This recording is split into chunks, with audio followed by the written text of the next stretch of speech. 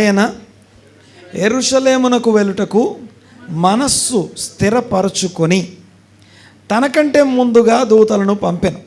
వారు వెళ్ళి ఆయనకు బస సిద్ధము చేయవలనని సమరయుల యొక్క గ్రామంలో ప్రవేశించారు. ఓకే, యాక్చువల్గా on the way to Jerusalem, యెరూషలేంకి వెళ్తూ సమరయ గ్రామంలోకి వెళ్ళారు. ఎవరెవరు? ప్రభువైన యేసుక్రీస్తు, ఆయన శిష్యులు అందరు కలిసి వెళ్తూ ఉన్నారు.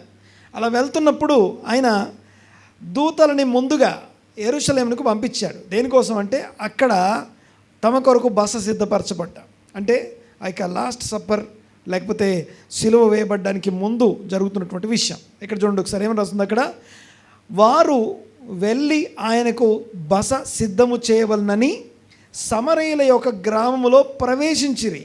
కానీ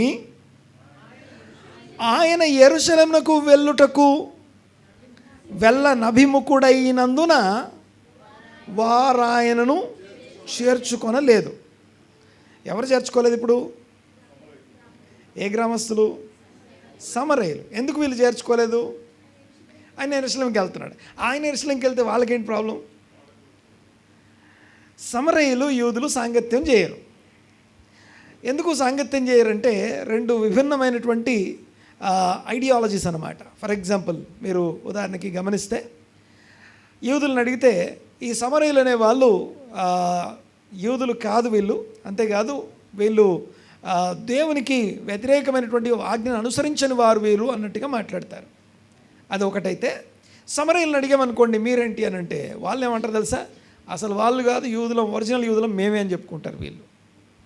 సో వీళ్ళ ఆరాధన వీళ్ళ మళ్ళీ అదే దేవుడు అదే భక్తి అంతా కూడా సేమ్ ఉంటుంది. కానీ ఇంకో చోట ఇంకో వీళ్ళు వేరే పస్కా పండుగ చేసుకుంటారు. వాళ్ళు యెరూషలేం మీద చేసుకుంటే వీళ్ళు గెరిజిం కొండ మీద చేసుకుంటారు. సో ఇలాంటి ఒకరికొకరికి పడనటువంటి డిఫరెంట్ ఐడియాలజీస్. ఈ ఐడియాలజీస్ మధ్యలో యేసు ప్రభువును అందరూ అంగీకరించారు. సమరయ గ్రామస్తులు కూడా స్వీకరించారు. యూదులు సమరయుల దగ్గరికి వెళ్ళరేమో కానీ యేసు ప్రభు సమరయ గ్రామాలకు వెళ్ళారు. సమరయ స్త్రీకి సువార్త చెప్పడం, సమరయులు యేసు ప్రభును అంగీకరించి రిసీవ్ చేసుకున్నారు. కానీ ఇప్పుడు ఆయన పస్కా పండుగకి వెళ్ళబోతున్నాడు. ఎక్కడికి? యెరూషలేంకి. పస్కా పండుగకి వెళ్ళడం కోసం యెరూషలేంకి వెళ్ళబోతూ ఉంటే వెళ్ళనభిముఖుడై ఉండగా అది వాళ్ళకి తెలిసింది. అప్పుడు వీళ్ళట, ఈ సమరయులట ఆయన్ని చేర్చుకోలేదట. ఓకే, ఇదంతా మన టాపిక్ కాదు, జస్ట్ ఒక ఈరోజు మనం నేర్చుకోబోయే ఒక అంశం తెలియజేయడం కోసం ఇది జస్ట్ ఊరికే సింబాలిక్గా మాట్లాడుకుంటున్నాం. చూడండి ఒకసారి. తర్వాత ఏం జరిగింది? అప్పుడు వాళ్ళు చేర్చుకోకపోతే ఏం జరిగింది మరి? శిష్యులైన యాకోబు, యోహాను, గుర్తుపెట్టుకోవాలి ఈ రెండు పేర్లు. చాలా ప్రశ్నలు అడుగుతాను వీళ్ళ గురించి, కొంచెం మైండ్స్ని ఏమంటారు బ్రష్ చేసుకోవాలి ఇప్పుడు మనం. ఓకే, లేకపోతే ఇక్కడ చూడు మైక్. సో యాకోబు, యోహాను అది చూచి వాళ్ళు అన్నారట, ప్రభువా ఆకాశము నుండి అగ్ని దిగి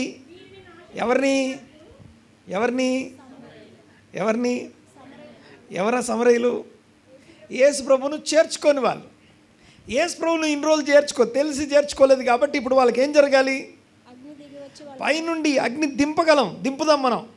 అగ్ని దిగి వచ్చి ఈ పట్టణం అనగా ఈ గ్రామం అంతటిని నాశనం చేసేలాగా చేయునట్లు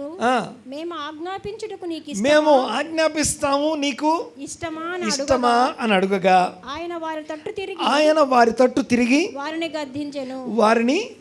గద్దించను. ఆయన వారిని గద్దించను. బాగా గమనించాలి ఒకసారి. ఓకే, వీళ్ళిద్దరూ ఎవరెవరు? వాళ్ళిద్దరు యోహాను, యాకోబు. ఓకే, వీళ్ళిద్దరి గురించి మీకు ఏమేమి తెలుసు చెప్పండి. వాళ్ళిద్దరూ ఒక తండ్రి పిల్లలు, బ్రదర్స్. Very good. ఇంకా అదొకటి. ఇంకా యేసు ప్రభు శిష్యుల్లో ఆయన అంతరంగికులు, అనగా ఆయన ఇంకా క్లోజ్డ్ సర్కిల్. అందులో పేతురు, యాకోబు, యోహాను ముగ్గురు ఉంటే అందులో ఇద్దరు అన్నదమ్ములు. ఇంకేమైనా ఉందా వీళ్ళ గురించి? ఇంకేం తెలుసు మీకు? కోపం ఎక్కువ. ఎస్, ఓకే, ఆవేశపరులు. ఇంకా ఆయన వేరే. ఇంకా చెప్పండి. యోహాను, వీళ్ళిద్దరి గురించి చెప్పాలి, మిగతా ఆయన చెప్పొద్దు. వాళ్ళిద్దరిని కలిపి చెప్పాలి మీరు ఏది చెప్పినా. ఒక తండ్రి పిల్లలు అన్నారు, వెరీ గుడ్, కరెక్టే. వాళ్ళిద్దరు బ్రదర్స్ ఓకే, వాళ్ళిద్దరు యేసు ప్రభు యొక్క ఆంతరంగికులు ఓకే, తర్వాత యేసు ప్రభు యొక్క అంతేకాకుండా వీళ్ళు కోపం కలిగిన వారు, ఆవేశం కలిగిన వారు అని మాట్లాడుకున్నాం ఓకే. ఇంకా అలాగా ఇంకేమన్నా ఉందా? ఓకే, ఆ రికమెండ్ చేసింది కూడా వీళ్ళ గురించి. ఓకే, మా కుమారులని దేవా మీ రాజ్యంలో, ప్రభు యొక్క రాజ్యంలో ఒక మీ సింహాసనానికి ఇటుపక్క ఒకరు ఉండాలని వాళ్ళ తల్లి అడిగింది. వీళ్ళే వాళ్ళిద్దరు కూడా, వాళ్ళు కూడా వీళ్ళే. తర్వాత ఇంకా ఇవన్నీ వాళ్ళిద్దరి గురించిన విషయాలు. ఇంకేమైనా గుర్తొస్తున్నాయి మీకు? సరే, వీళ్ళకి ఒక బిరుదు ఉంది, ఒక టైటిల్ ఉంది, తెలుసా మీకు? అమ్మా, ఉరిమెడివారు. వాళ్ళ పేరే ఉరిమెడివారు అనండి ఒకసారి మాట. ఉరిమెడివారు అని రాసి ఉంటుంది తెలుగులో, బట్ ఒరిజినల్గా దాని పేరు వచ్చేసి Sons of Thunders. Sons of Thunders. ఈ పేరుంటే మనకి ఇంకేదో వేరేది గుర్తొస్తుంది. ఏం గుర్తొస్తుంది? ఏమైనా గుర్తొస్తుందా? సన్ ఆఫ్ థండర్ ఎవరు? సన్ ఆఫ్ థండర్ అని ఒక క్యారెక్టర్ ఉంటుంది. మీరు చాలా గొప్పలు. మీరు ఒకవేళ నిజంగా మీకు ఏం తెలియకపోతే మీరు చాలా గొప్పలు. వెరీ గుడ్, మంచిదే, తెలియకపోవడం మంచిది. మీకు మనకు ఒక క్యారెక్టర్ ఉంటుంది, థార్ అని ఒక క్యారెక్టర్ ఉంటుంది. ఓకే, సన్ ఆఫ్ థండర్ అంటాం ఆయనని. సరే, ఉరిమెడివారు అంటే వీళ్ళు ఉరిమెడివారు. ఇంకోటి కూడా చెప్తాను, వీళ్ళు జలోతీయులు అనండి ఒకసారి మాట. జలోతీయులు అనే మాటకు అర్థం ఏంటంటే, జలోతీయులు అంటే విప్లవకారులు, తీవ్రవాదులు అని అర్థం. వీరి భావాలన్నీ కూడా విప్లవ భావాలు ఉంటాయి, అనగా అగ్రెసివ్గా ఉంటారు వీళ్ళు. విప్లవ భావాలు, తీవ్రవాద భావజాలం కలిగిన వారు వీళ్ళు. వారి ఐడియాలజీ ఎలా ఉంటుందంటే నార్మల్గా ఉండడం, రెబల్స్ అంటాం వాళ్ళని. ఇన్ని విషయాలు వాళ్ళిద్దరి గురించి. ఇలాంటి క్యారెక్టర్ కలిగిన ఈ ఇద్దరు వీళ్ళు ఏమంటున్నారంటే, ఇప్పుడు సమరీయులు అనే వాళ్ళు ఒకప్పుడు ప్రేమించారు, ఆయన్ని సువార్త విన్నారు, అంత బాగుంది. ఇప్పుడు ఆయన యెరూషలేముకి వెళ్ళబోతున్నాడని తెలియగానే ఆయన్ని చేర్చుకోలేదట, ఆయన రిసీవ్ చేసుకోలేదట. అలా రిసీవ్ చేసుకోనందుకు వాళ్ళిద్దరు ఏమంటున్నారంటే, ఆ ప్రభుతో మాట్లాడుతూ అంటున్నారు, మేము ఆజ్ఞాపిస్తాం, మేమేం చేస్తాం, పైనుండి అగ్ని దింపేంత శక్తి వాళ్ళకు ఉంది, అగ్ని దింపగలరు. కానీ వాళ్ళు అడుగుతున్నారు, పర్మిషన్ అడుగుతున్నారు. ఎవరిని? యేసు ప్రభును పర్మిషన్ అడుగుతున్నారు. ఒకటి చెప్పండి నాకు, వీళ్ళిద్దరికి మోటివేషన్ ఏంటో తెలుసా? ఇలాంటి వాళ్ళని చూసారా మీరు? మత ఛాందసవాదులు అంటాం వీళ్ళని, విప్లవకారులు అంటాం. సో అగ్రెసివ్ భావజాలం ఇది.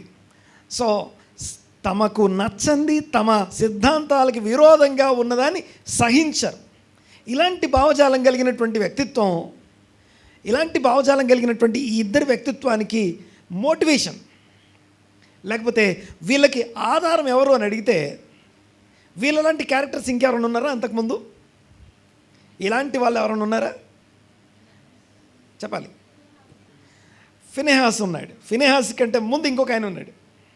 అంటే వీళ్ళకి ఎక్కువ మంది ఎవరైతే అగ్రెసివ్ భక్తిపరులు ఉంటారు చూసారా, అగ్రెసివ్ ప్రీచర్స్ కానీ లేకపోతే అగ్రెసివ్ పరిచర్య చేసేవారు ఎవరైనా సరే, సేవకులు కానీ, అంటే నేను మాట్లాడేది సేవ మాత్రమే కాకుండా సహించకుండా దానికి విరోధంగా మాట్లాడడం, అంతే అగ్రెసివ్గా కౌంటర్ వేయడం కానీ, లేకపోతే ఆన్సర్ చెప్పడం కానీ, లేకపోతే అపోలజెటిక్గా దాన్ని నిరూపిస్తూ వెళ్ళడం ఉంది చూసారా. అలా వెళ్ళే వాళ్ళు ఎవరైతే ఉంటారో వాళ్ళందరికీ ఆధారం ఈ ఇద్దరు లాంటి వాళ్ళే.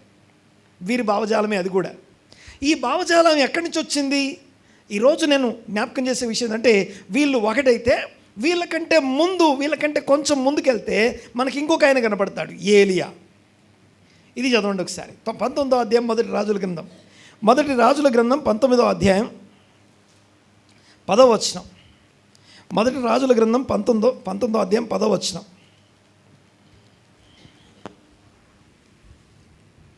అతడు, ఇశ్రాయేలు వారు నీ నిబంధనను త్రోసివేసి నీ బలిపీఠములను పడగొట్టి. ఏలియా దేవునితో మాట్లాడుతున్నాడు. ఏలియా దేవునితో చెప్తున్నాడు, ఏమంటుంది తెలుసా? ఇశ్రాయేలు వారు నీ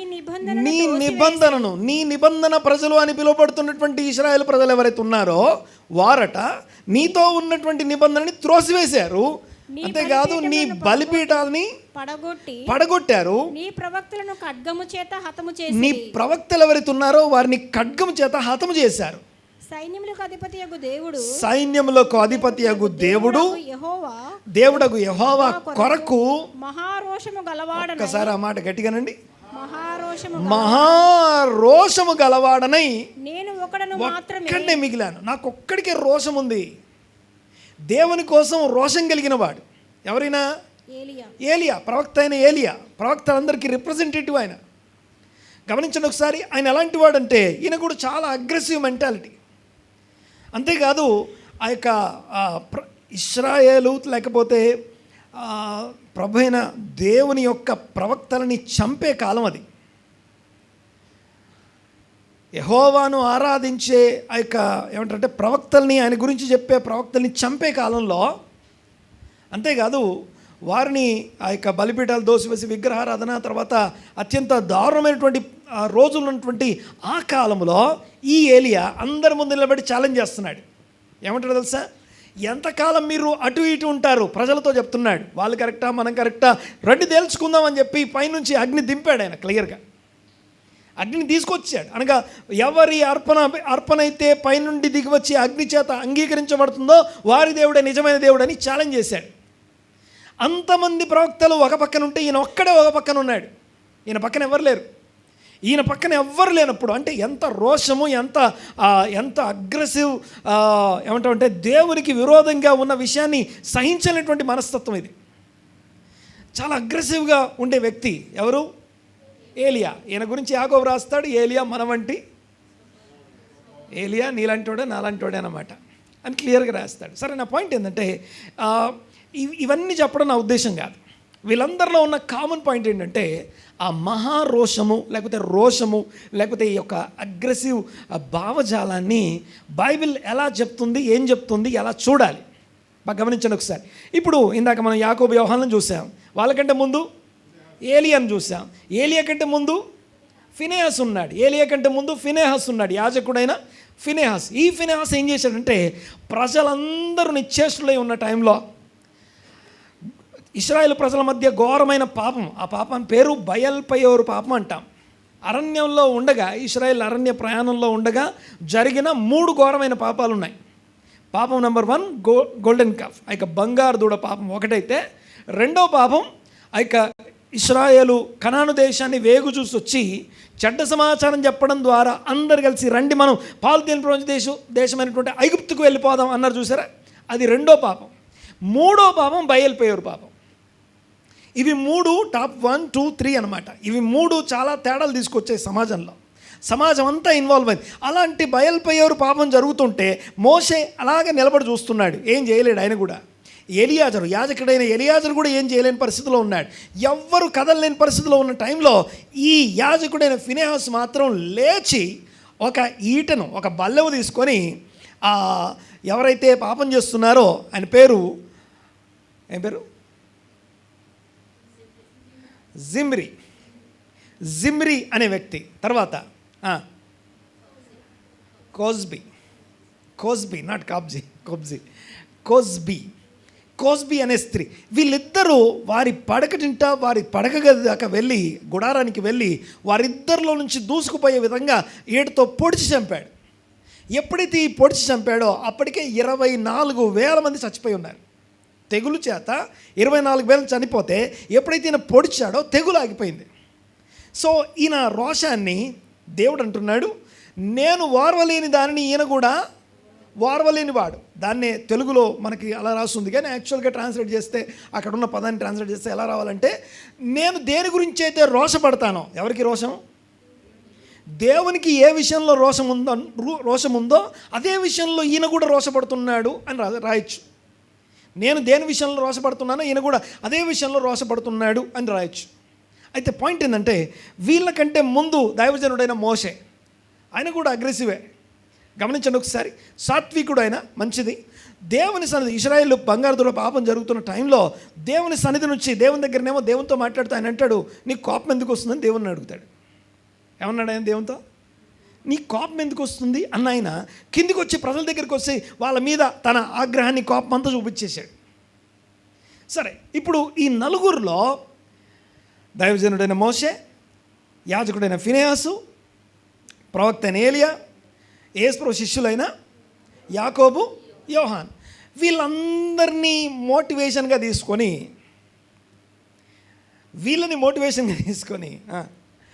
మన ఇప్పుడున్న మినిస్ట్రీస్ లేకపోతే ఇప్పుడున్న పరిచర్లో ఇలాంటి సేవకులు కూడా కనిపిస్తారు మనకి. వీళ్ళు కూడా ఎలాంటి పని చేస్తూ ఉంటారంటే వీళ్ళు కూడా సహించరు. ఒక తప్పుడు బోధన కానీ, డ్రెస్ సెన్స్ని కానీ, లేకపోతే మాటలు కానీ, లేకపోతే పరిచర్య జరిగిన విధానాన్ని కానీ సహించకుండా వీళ్ళు ఏమంటారు, వీళ్ళు ఎలాగంటే వీళ్ళు చేసే పని ఏంటిదంటే రోస్టింగ్ అంటాం. ఏం చేస్తుంటారు వీళ్ళు? ఓకే, వీళ్ళకి ఆధారం, వీళ్ళకి మోటివేషన్, వీళ్ళకి ఐడియల్ పర్సన్ ఎవరంటే, వీళ్ళందరికీ రోల్ మోడల్ ఎవరంటే ఫినెహాస్ లాగా మేము కూడా సహించాం, మేము కూడా వార్వలేం, మేము కూడా రోషం కలిగి ఉంటాం అని చెప్తారు. బాగా గమనించాలి ఒకసారి. ఈరోజు నేను మాట్లాడే అంశం టాపిక్ ఏంటంటే, లాస్ట్ వీక్ మనం చదివించిన దాంట్లో నుంచి మాట్లాడుకుంటున్నాం. ఇందులో అతి ప్రాముఖ్యమైనటువంటి ఒక సందర్భాన్ని, ఒక సబ్జెక్ట్ మీ ముందు పెట్టబోతున్నాను. అదేంటంటే, నిజమైన బైబిల్ రోషం దేని గురించి మాట్లాడుతుంది. బైబిల్లో రోషం లేకుండా ఉండొద్దు, రోషం కలిగి ఉండాలి. కానీ ఆ రోషం ఏ రోషం కరెక్ట్ రోషం? ఇప్పుడు రోషం కలిగి ఉన్నాం. ఫర్ ఎగ్జాంపుల్ ఫినెహాస్ దగ్గరికి వెళ్దాం.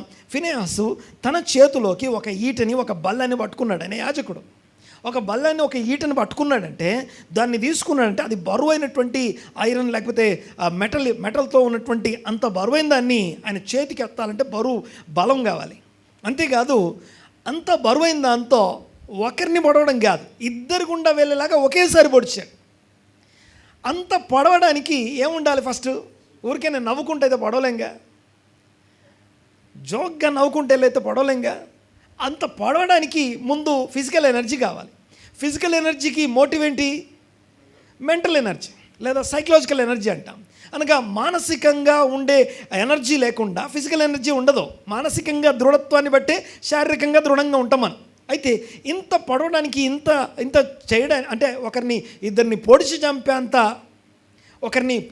పొడిచి చంపేంత ఆవేశము లేకపోతే ఆ యాక్షన్ ఏదైతే ఉందో జరగాలంటే దాని వెనక సైకలాజికల్గా ఎనర్జీ కావాలి. ఆయనకి ఆ ఎనర్జీ ఆయనకి ఎక్కడి నుంచి వచ్చి ఉండాలి?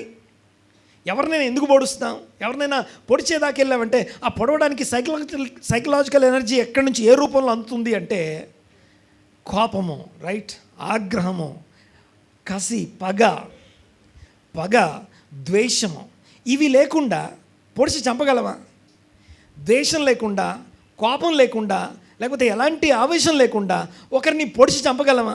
కానీ ఈయన పొడిచి చంపాడు అంటే ఆ పొడిచి చంపడానికి ఆయనకున్న మోటివేషన్ ఏంటంటే ఆ కోపము, కసి అయి ఉండాలి. ఒకవేళ అదే తీసుకున్నాం అనుకోండి, బాగా వినాలి ఒకసారి ఈ విషయాన్ని.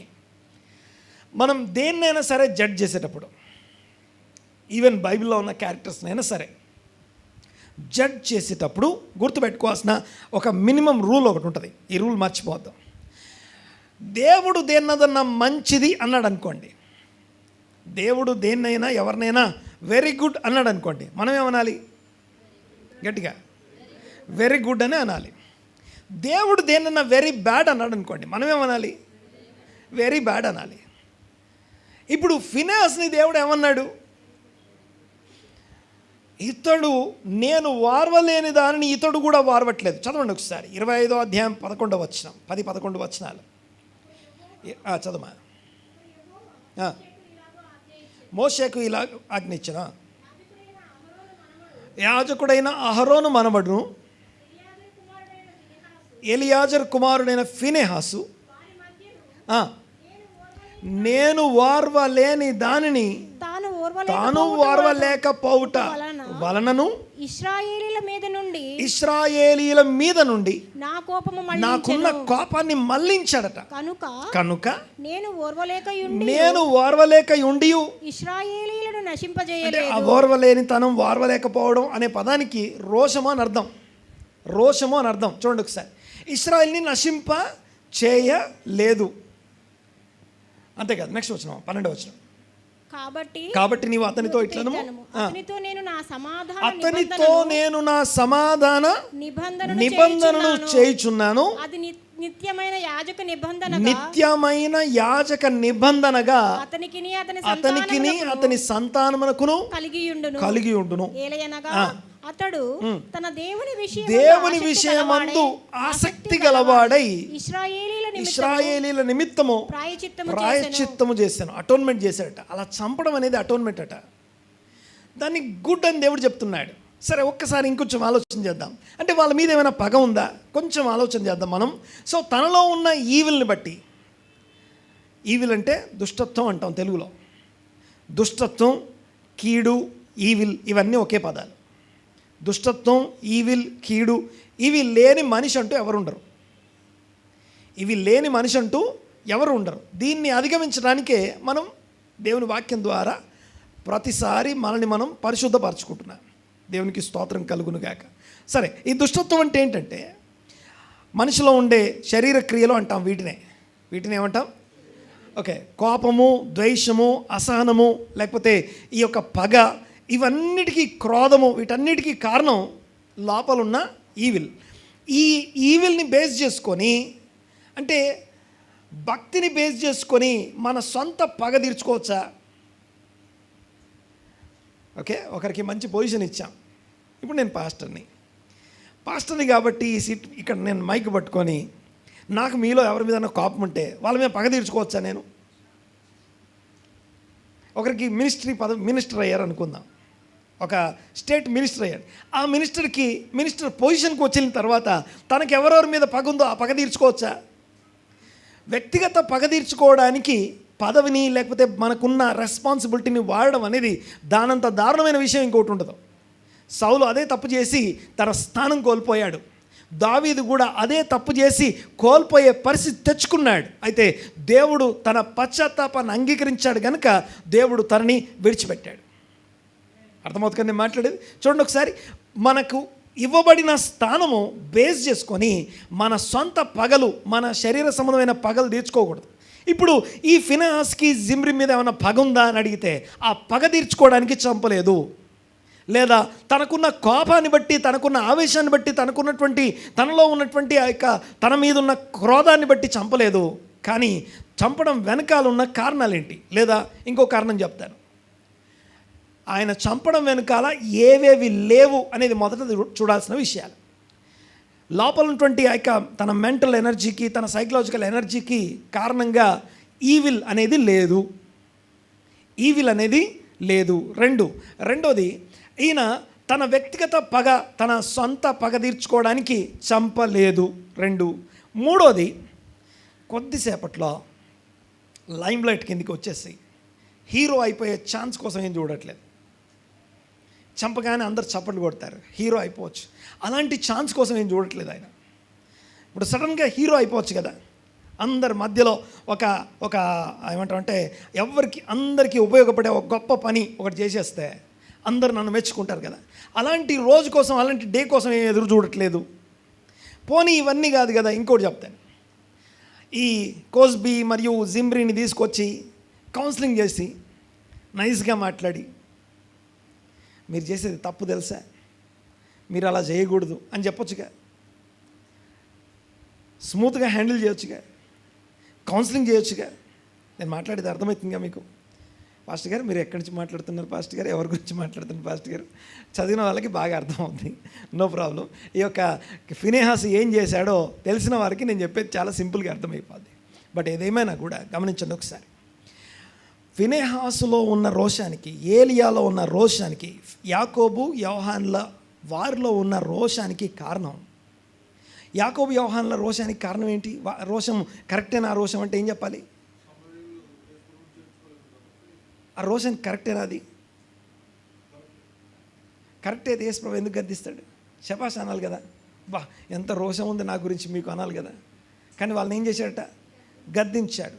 అంటే మనకున్న పవర్స్ని, మనకున్న పదవిని, మనకున్న స్పెషల్ కొన్ని ఉంటాయి కదా, మన భక్తిని, మన సొంత చిత్తాన్ని, మన సొంత విషయాల్ని మన అవకాశాలని, మన ఆశలు తీర్చుకోవడానికి వాటిని వినియోగించకూడదు. అందుకే వారు యేసు ప్రభు చేత గద్దించబడ్డారు. అదే ఏలియా నేను ఒక్కడనే రోషం కలిగి ఉన్నా, మహారోషం కలిగి ఉన్నాను అంటే దేవుడు అంటాడు థ్యాంక్ యూ, నీ రోషాన్ని బట్టి ఐఎమ్ వెరీ హ్యాపీ, ఇక నువ్వు రిటైర్ అయిపో అని చెప్పాడు. ఏమన్నాడు? ఇంకా రిటైర్ అయిపో నువ్వు అని చెప్పాడు. ఎలీషా అని ఒక ఆయన ఉన్నాడు, ఆయన అభిషేకించేసి నువ్వు రిటైర్ అయిపో అని చెప్పాడు. ఎవరికి? ఏలియాకి నువ్వు ఎలీషాని అభిషేకించేసి నువ్వు రిటైర్ అయిపో అని చెప్పాడు. ఆ తర్వాత రాసింది ఆ 19వ అధ్యాయంలో, మీరు తర్వాత చదివితే కనపడుతుంది. సరే, నా పాయింట్ ఏంటంటే మరి ఫినెహాసు రోషాన్ని మాత్రం దేవుడు ఏమంటున్నాడు? మెచ్చుకుంటున్నాడు, వెరీ గుడ్ అంటున్నాడు. అయితే ఈరోజు మనము ధ్యానించే, మనం నేర్చుకోవాల్సిన, మనం గ్రహించాల్సిన అతి ప్రాముఖ్యమైన విషయం ఏంటంటే బైబిల్ మాట్లాడే రోషం ఎలాంటి రోషం. మనం కూడా మన సిద్ధాంతాలకు విరోధంగా ఉన్నవారిని, ఇప్పుడు నేను ఒక క్రైస్తవ సేవకుని, క్రైస్తవ్యానికి విరోధంగా మాట్లాడే వాళ్ళ మీద పగ తీర్చుకుందామా, వెళ్ళిపోయి వాళ్ళ మీద మనం కూడా ఏమంటారు అటాక్ చేసే విధంగా ఆన్సర్లు చెప్తూ వెళ్ళిపోదామా? వాళ్ళ మీదకి మనం ఈటలు వేసేద్దామా? వాళ్ళ మీదకి యుద్ధాలు ప్రకటించేద్దామా? గమనించండి ఒకసారి, అదే రోషాన్ని దేవుడు ఈ తరంలో ఇప్పుడున్న నిన్ను, నన్ను, నీలో, నాలో ఎలాంటి రోషాన్ని కోరుకుంటున్నాడు? ఫినెహాసు రోషాన్ని మెచ్చుకున్న దేవుడు మనలో కూడా అదే రోషాన్ని, అంటే ఫినెహాసుని మనం ఒక రోల్ మోడల్గా తీసుకోవచ్చా? అలాగే చంపుకుంటూ వెళ్ళిపోవచ్చా మనం కూడా?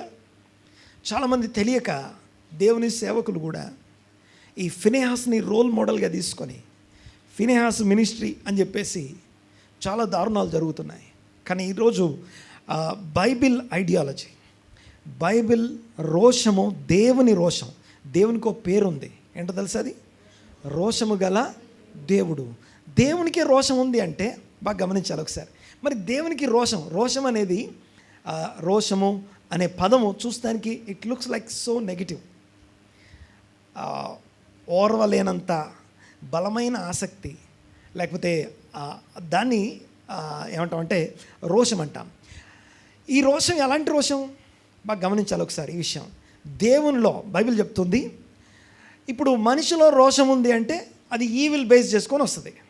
మరి దేవునిలో ఎందుకు మరి రోషం ఉంది?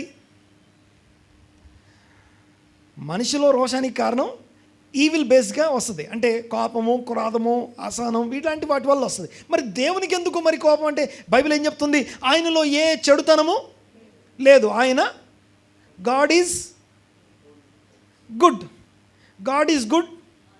All the time. సో దేవుడు మంచివాడు అనండి ఒకసారి మాట, కొంచెం గట్టిగా నాది. దేవుడు మంచివాడు అంటే అర్థం ఏంటంటే ఆయనలో ఏ చెడుతనం లేదని అర్థం. మనలో ఉన్న చెడుతనం ఆయనలో లేదని చెప్పే విషయం అనమాట. దీన్ని చెప్పడానికి ఒకసారి ఈ వచనం 92వ కీర్తన ఈ వచనం ఒకసారి. ఎందుకు మన సమాజంలో పెద్దోళ్ళు ఎందుకు ఉండాలి?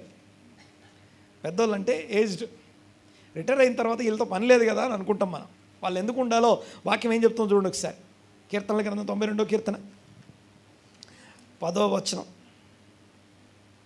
గురుపోతు కొమ్ము వలె నీవు నా కొమ్ము పైకెత్తి. చదవమా.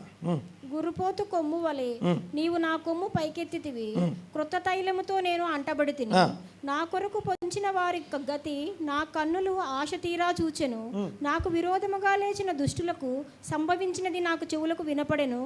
నీతిమంతులు, ఈ 12వ వచనం నుంచి గమనించడం, నీతిమంతులు ఖర్జూర వృక్షం వలె మోవేయుదురు. లెబానోను మీది దేవదారు వృక్షము వలె వారు ఎదుగుతూ ఉంటారు. యెహోవా మందిరములో నాటబడిన వారై వారు మన దేవుని ఆవరణములలో వర్ధిల్లుతారు. నీతిమంతులు. తర్వాత, నాకు ఆశ్రయదుర్గమైన యెహోవా యథార్థవంతుడనియు. చూడండి ఒకసారి, ఈ నీతిమంతులు వర్ధిల్లేటప్పుడు వాళ్ళు ఏమేం చెప్తారు? వాళ్ళ స్టేట్మెంట్ చూడండి ఒకసారి.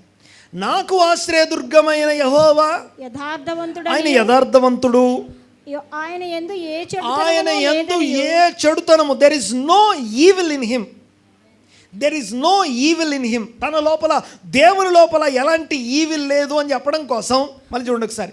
వీళ్ళు ఒక స్టేట్మెంట్ ఇది. నీతిమంతులైన వారు ఆయన మందిరంలో ఎదుగుతూ ఉంటారు, వర్ధిల్లుతూ ఉంటారు, నాటబడిన వారు ఎదుగుతుంటారు. అలా ఎదుగుతున్న వారు ఎందుకు ఎదుగుతారు అంటానికి ఇది స్టేట్మెంట్. నాకు ఆశ్రయదుర్గమైన యథార్థవంతుడనియు, ఆయన యందు ఏ చెడుతనము లేదనియు ప్రసిద్ధి. దాన్ని పాపులర్, ఫేమస్ చేయాలి.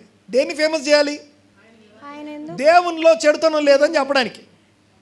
తర్వాత, దేవునిలో ఏ చెడుతనము లేదు, ఆయన మంచివాడు, God is good all the time, in all generations, అన్ని తరాలకి అన్ని సమయాల్లో దేవుడు మంచివాడు. ఆయనలో ఏ చెడుతనం లేదు.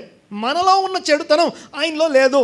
మనలో ఉన్న శరీర క్రియలు, మనలో ఉన్న కామ క్రోధ లోభ మోహ మద మత్సర్యాలు అనేవి మనలో ఉంటాయేమో కానీ దేవునిలో లేవు అని చెప్పడం కోసం, ప్రసిద్ధి చేయడం కోసం, ముసలితనం వచ్చిన తర్వాత కూడా ఇంకా కొత్తగా చిగురు పెడుతూ సారము కలిగి పచ్చగా ఉంటారు. సారము కలిగి పచ్చగా ఉంటారు. ఈ పెద్దవాళ్ళు ఎందుకు అనిపిస్తుంది మనకి. కానీ విషయం బైబిల్ ఏం చెప్తుందంటే, ముందు తరాల్లో దేవుడు ఏం చేశాడో దాన్ని విన్నవాళ్ళు, చూసిన వారు, దాన్ని అనుభవించిన వారు ఇప్పుడున్న తరానికి, వచ్చే తరాలు, వచ్చు తరం అనండి ఒకసారి మాట, రాబోయే వచ్చు తరాలకి చెప్పాలి కదా ఎవరో ఒకరు. అలా చెప్పడం కోసం దేవుడు వీళ్ళకి ఆయుష్నిస్తాడు. ఆయుష్ తీసుకున్న వీళ్ళు ఏం చేయాలంటే, దేవునిలో ఏ చెడుతనము లేదు, ఆయన మంచివాడు, యథార్థవంతుడు, ఆయన తీర్పులు న్యాయమైనవి, ఆయన కార్యములు, ఆయన మాటలు, ఆయన వాక్యము గొప్పది అని చెప్పడం కోసం, ఆయన మంచివాడని ప్రకటించి ప్రసిద్ధి చేయడం కోసం, దేవునిలో చెడుతనము లేదు అనే మాటని ప్రసిద్ధి ఫేమస్ చేయడం కోసం వీళ్ళు ముసలితనం ముందు కూడా ఏం చేస్తుంటారట, చిగురు పెడుతుంటారు. ఇంకా క్రొత్తగా మౌ వేస్తూ ఉంటారు. దేవునికి స్తోత్రం కలుగునుగాక. మరి అలాంటిది దేవునిలో ఏ చెడుతనం లేదన్నప్పుడు మరి ఆయనలో రోషం ఎందుకు ఉంది? మరి ఆ రోషానికి మీనింగ్ ఏంటో చెప్తాను, బాగా గమనించండి ఒకసారి. ఆయన రోషానికి అర్థం ఏంటంటే, ఒక భర్త రోషం అంటాం దాన్ని. బైబిల్లో ఈ రోషము అనే పదము మీకు సంఖ్యాకాండం 5వ అధ్యాయంలో ఉంటుంది. ఇప్పుడు దీకండి, తర్వాత చదువుకోండి ఇంటికి వెళ్ళాక. సంఖ్యాకాండం 5వ అధ్యాయంలో ఒక భాగం ఇది. భర్తకి రోషం ఉంటుంది. తన భార్య తనని గాక వేరే పురుషుని వైపు చూస్తున్నప్పుడు ఈ రోషాన్ని nobody can express or explain. దీన్ని చెప్పలేము, వివరించలేము. ఇది దాన్ని ఎక్స్పీరియన్స్ కూడా మనం మాట్లాడలేము, నోటి మాటలతో చెప్పే విషయం కాదు. భర్త రోషం అంటాం దీన్ని. అనండి ఒకసారి మాట. ఈ దేవుని రోషం ఎలాంటి రోషం అంటే, తన ప్రజలైన తనతో నిబంధన వివాహం జరిగిన వధువు అయినటువంటి ఆ యొక్క సమాజం ఏదైతే ఉందో ఆ సమాజం వారు నేను తప్ప మీరుకు ఏ దేవుడు ఉండకూడదనే ఆ భర్త నేను రోషము గల దేవుడను, ఆ మాటకి అర్థం అది. ఈ రోషము పాజిటివ్ రోషం. ఈ రోషము చాలా పాజిటివ్ రోషం. ఇది నెగటివ్ రోషం కాదు. తర్వాత దేవుడు ఎవరి మీద పగబెట్టుకోవట్లేదు, దేవునికి ఎవరి మీద క్రోధం లేదు, దేవునికి ఎవరి మీద, గాడ్ ఈజ్ లవ్. దేవుడు ఏమై ఉన్నాడు? ప్రేమ అయి ఉన్నాడు. సో ప్రేమతో కూడినటువంటి రోషము చాలా ప్రత్యేకమైనది. మరి భార్య మీద ఉన్న ఆ ప్రత్యేకమైన ప్రేమ వలన పుట్టిన రోషం, ఆ రోషం భార్య మీద ఉన్న తనకున్న ప్రత్యేకమైనటువంటి ప్రేమ ఏదైతే ఉందో ఆ ప్రేమ వలన పుట్టినటువంటి రోషము, ఆ రోషం. అయితే గమనించండి, ఆ రోషం నేను రోషము గలవాడను అని రాస్తుంది. అయితే ఇక చివరికి గమనించండి, ఈ తరంలో మనల్ని దేవుడు ఎలాంటి రోషాన్ని మన నుంచి ఎక్స్పెక్ట్ చేస్తున్నాడు.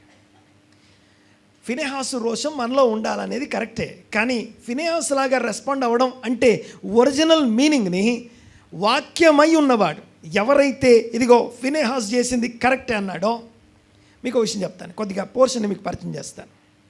గమనించండి ఒకసారి. పోయిన వారం అంతా కూడా మనం ఎక్కడి నుంచి ఎక్కడి దాకా చదివాం? సంఖ్యాకాండం 25:10 నుండి మొదలుపెట్టి 29వ అధ్యాయం మొత్తం క్లోజ్ చేశాం. ఈ అధ్యాయంలో మీకు చూస్తే అందరూ రోషం కలిగిన తరం కనిపిస్తుంది. అనండి ఒకసారి మాట, కొంచెం గట్టిగా అనండి మాట. మొత్తంలో కామన్ పాయింట్ అది. అందరూ ఫినెహాసులే కనపడతారు, అందరూ ఫినెహాసు లాంటి వాళ్ళే కనపడతారు. ఫస్ట్ ఫినెహాసు భాగం కనిపిస్తుంది. ఫినెహాసు లేచి పొడవగానే తెగులు నిలిచిపోయిందట. 24,000 మంది చచ్చిపోయారు. ఆ చనిపోవడం ఆగిపోయింది. పోయిన వారమే అంతకుముందు వారం మాట్లాడుకున్నాం. అహరోన్ నిలబడితే చచ్చిపోయిన వారికి బతుకున్న వారికి మధ్యలో నిలబడి అటోన్మెంట్ చేశాడట. అంటే చావును ఎదురు నిలబడ్డాడు. ఆ చావుకి, ఆ మరణ దూతకి ఎదురు నిలబడ్డాడు అని అర్థం. ఎవరు? ఆయన దాటి పోలేడిగా అహరోన్ అంతా అడ్డం నిలబడ్డాడు అనమాట. అంటే చావు అక్కడి నుంచి ఇలా వస్తుంటే ఈయన ఎదురుపోయి నిలబడ్డాడు. సేమ్ అలాంటిదే ఇప్పుడు యాజకుడైనటువంటి ఫినెహాస్ జీవితంలో కూడా చూస్తున్నాం. ఈ ఫినెహాస్ కూడా ఆ చావుకి ఎదురు నిలబడుతున్నాడు, తెగులుకి ఎదురు నిలబడుతున్నాడు. అది చేయడం ద్వారా ఇశ్రాయేల్లో తెగులు నిలిచిపోయిందని రాస్తుంది. తర్వాత ఇంకా చెప్పడానికి చాలా విషయాలు ఉన్నాయి, ఎందుకు జరిగింది, ఏం జరిగింది అని అనలైజ్ చేయడం కోసం we have too many topics ఇక్కడ. ఎందుకంటే వారిద్దరు చేస్తున్న పాపము అంత ఘోరమైంది. కేవలం సెక్షువల్ ఇమ్మొరాలిటీ మాత్రమే చేయట్లేదు, కేవలం ఐడల్ వర్షిప్ మాత్రమే చేయట్లేదు, ఈవిల్ వర్షిప్ కూడా చేస్తున్నారు. ఈవిల్, దాన్నే బయల్పయోరు పాపం అంటాం. సో ఈ బయల్పయోరు పాపం అంటే అర్థం ఏంటి, అది ఎలాంటిది అంటే మనం అనుకోవచ్చు ఇది మనకు సంబంధం లేదు, పాత నిబంధనలో ఉందని. కానీ దీని గురించి ఎక్కడ రాస్తుంది తెలుసా? ప్రకటన గ్రంథం 2వ అధ్యాయం 14వ వచనం రాస్తుంది. చదవండి ఒకసారి. ఇక్కడ జరుగుతున్న పాపము క్రొత్త నిబంధన సంఘంలో కూడా ఉంది. చూడండి ఒకసారి, 2వ అధ్యాయం 14వ వచనం. ప్రకటన గ్రంథం 2వ అధ్యాయం 14వ వచనం చూడండి. అయినను నేను నీ మీద కొన్ని తప్పిదములు ఏ సంఘం ఇది? 7 సంఘాలకి ఇది ఉత్తరాల్లో ఒకటి. ఇది ఏ సంఘానికి? ఇది పెర్గములోనున్న సంఘపు చూసి చెప్పేస్తారు అనుకున్న ఈ పాటికి. పెర్గమా సంఘానికి, అంతేనా? తుయతేనా? పెర్గము కరెక్టేనా? అందరూ అదేనా? అందరం మాట మీదకి వస్తే ముందుకు వెళ్ళిపోదాం. పెర్గమా సంఘానికి చదవమా. అయినను నేను నీ మీద కొన్ని మీ మీద ఒక తప్పు ఒకటి మోపాల్సి ఉంది. తప్పిదములు కొన్ని మోపాలి. ఏంటా తప్పిదాలు? అవేవనగా విగ్రహములకు బలి ఇచ్చిన వాటిని తినవలననియు, జారత్వము సెక్షువల్ ఇమ్మొరాలిటీ చెయ్యి పర్వాలేదు అని చెప్పే ఇశ్రాయేలీలకి ఒక స్టంబ్లింగ్ బ్లాక్ లేకపోతే ఒక ఉరివడ్డుము అని బాలాకునకు నేర్పిన బిలాము బోధ. ఫినెహాసు చంపింది ఎవరినంటే, ఫినెహాసు పొడిచింది ఎవరినంటే, చంపినటువంటి ఆ స్త్రీ ఎవరు తెలుసా? కోస్బీ. ఈ కోస్బీ అనే ఆమె ఆ మిద్యాను రాజుల్లో ఒక రాజకుమార్తె. సూర్ అనే ఒక రాజకుమార్తె. ఈ రాజకుమార్తె, ఈ మిద్యాను రాజులు 5 ఎవరైతే ఉన్నారో అందులో ఒక రాజకుమార్తె, ఆ కుమార్తెను వేశ్యగా మార్చారు. అంతేకాదు ఈవిల్ వర్షిప్ చేయించమని. ఎందుకంటే విషయం వినండి ఒకసారి. బాలాకు ఇశ్రాయేల్ ప్రజల్ని ఎదిరించడానికి ప్రయత్నం చేశాడు. బాలాకు ఇశ్రాయేల్ ప్రజల్ని ఎదిరించడం కోసం, ఎదురు నిలబడడం కోసం ప్రయత్నం చేయడానికి ఆయన దగ్గర ధైర్యం కానీ ఏమీ లేవు, సాధ్యం కాదు. ఇశ్రాయేల్ ప్రజల్ని, ఇశ్రాయేల్ దేవుణ్ణి ఏమి చేయలేడు ఆయన. అలాంటి బాలాకు ఇంకేదన్నా షార్ట్ కట్స్ ఉన్నాయేమో వెతికాడు. అందులో ఆయనకు ఒక షార్ట్ కట్ దొరికింది. ఏంటది? బిలాము అనే ఒకడిని డబ్బులు ఇచ్చి, లంచం ఇచ్చి శపించడానికి తెచ్చుకున్నాడు. ఈయన శపించడానికే 4 సార్లు ప్రయత్నం చేశాడు. 4 దిక్కులకు వెళ్ళాడు. 4 దిక్కులకు వెళ్ళి ఇశ్రాయేలు యొక్క వారు క్యాంప్ చేసినటువంటి ఆ భాగాన్ని పైనుంచి కొండల మీద నుంచి చూసే 4 దిక్కులకి ట్రై చేశాడు. ఏ భాగాన్ని ట్రై చేస్తున్నాడంటే, ఎక్కడన్నా సరే వీరి లోపలికి ప్రయాణించే శాపం లోపలికి తీసుకెళ్లే గ్యాప్స్ ఏమైనా ఉన్నాయేమో. బాగా వినాలి ఒకసారి. శాపమును సామెతల గ్రంథం ఏం చెప్తా అంటే అదొక పక్షితో పోలుస్తుంది. శాపము ఒక కాలువ లేకపోతే వాటర్ని దాటే ఓ పక్షితో పోలుస్తుంది. ఈ పక్షి ఏం చేస్తుందంటే అది ఎంతసేపు అని పైన ఎగురుతుంది, ఎక్కడో చోట దిగాలి కదా. ఆ దిగడం కోసం ఒక ప్లేస్ చూసుకుంటుంటుంది అది. ఆ పక్షిని ఏమని చెప్పాను? శాపం అనండి ఒకసారి. శాపము. సో ఈ శాపం అనేది కూడా మన మీద వాలాలి అంటే మనలో డ్రై ప్లేసెస్ వెతుకుతుంది, మనలో ఓపెన్ డోర్స్ వెతుకుతుంది. కయ్యను నీవు సత్క్రియ చేసిన ఎడలా తల ఎత్తుకుంటావు కదా, సత్క్రియ చేయని ఎడలా పాపము వాకిట పొంచి ఉంటుంది. అది బయట పొంచి ఉంది అంటే నువ్వు ఎక్కడ బలహీనుడిగా ఉంటావో, నువ్వు ఎక్కడ పాపం చేస్తావో, ఎక్కడ డోర్ తీస్తావని నీ చుట్టూ వెతుకుతూ ఉంది. అది రెక్కలు కొట్టుకుంటూ ఎక్కడ దిగాలా అని వెతుకుతుంది. అలాగే ఈ శపించడం కోసం, శాపాన్ని రిలీజ్ చేయడం కోసం 4 దిక్కులా ట్రై చేశాడు. ఎవరు? బిలాము అనే ప్రవక్త. బాలాకు ఆయన్ని డబ్బులు ఇచ్చి తీసుకొచ్చాడు. ఇక బిలాము డబ్బులు తీసుకున్నాడు, పని అవ్వలేదు. ఆయన శాపం ఆయన శపిద్దామని నోరు తెచ్చాడు, కానీ అన్నిసార్లు కూడా ఆశీర్వాదంగా దేవుడు మార్చట.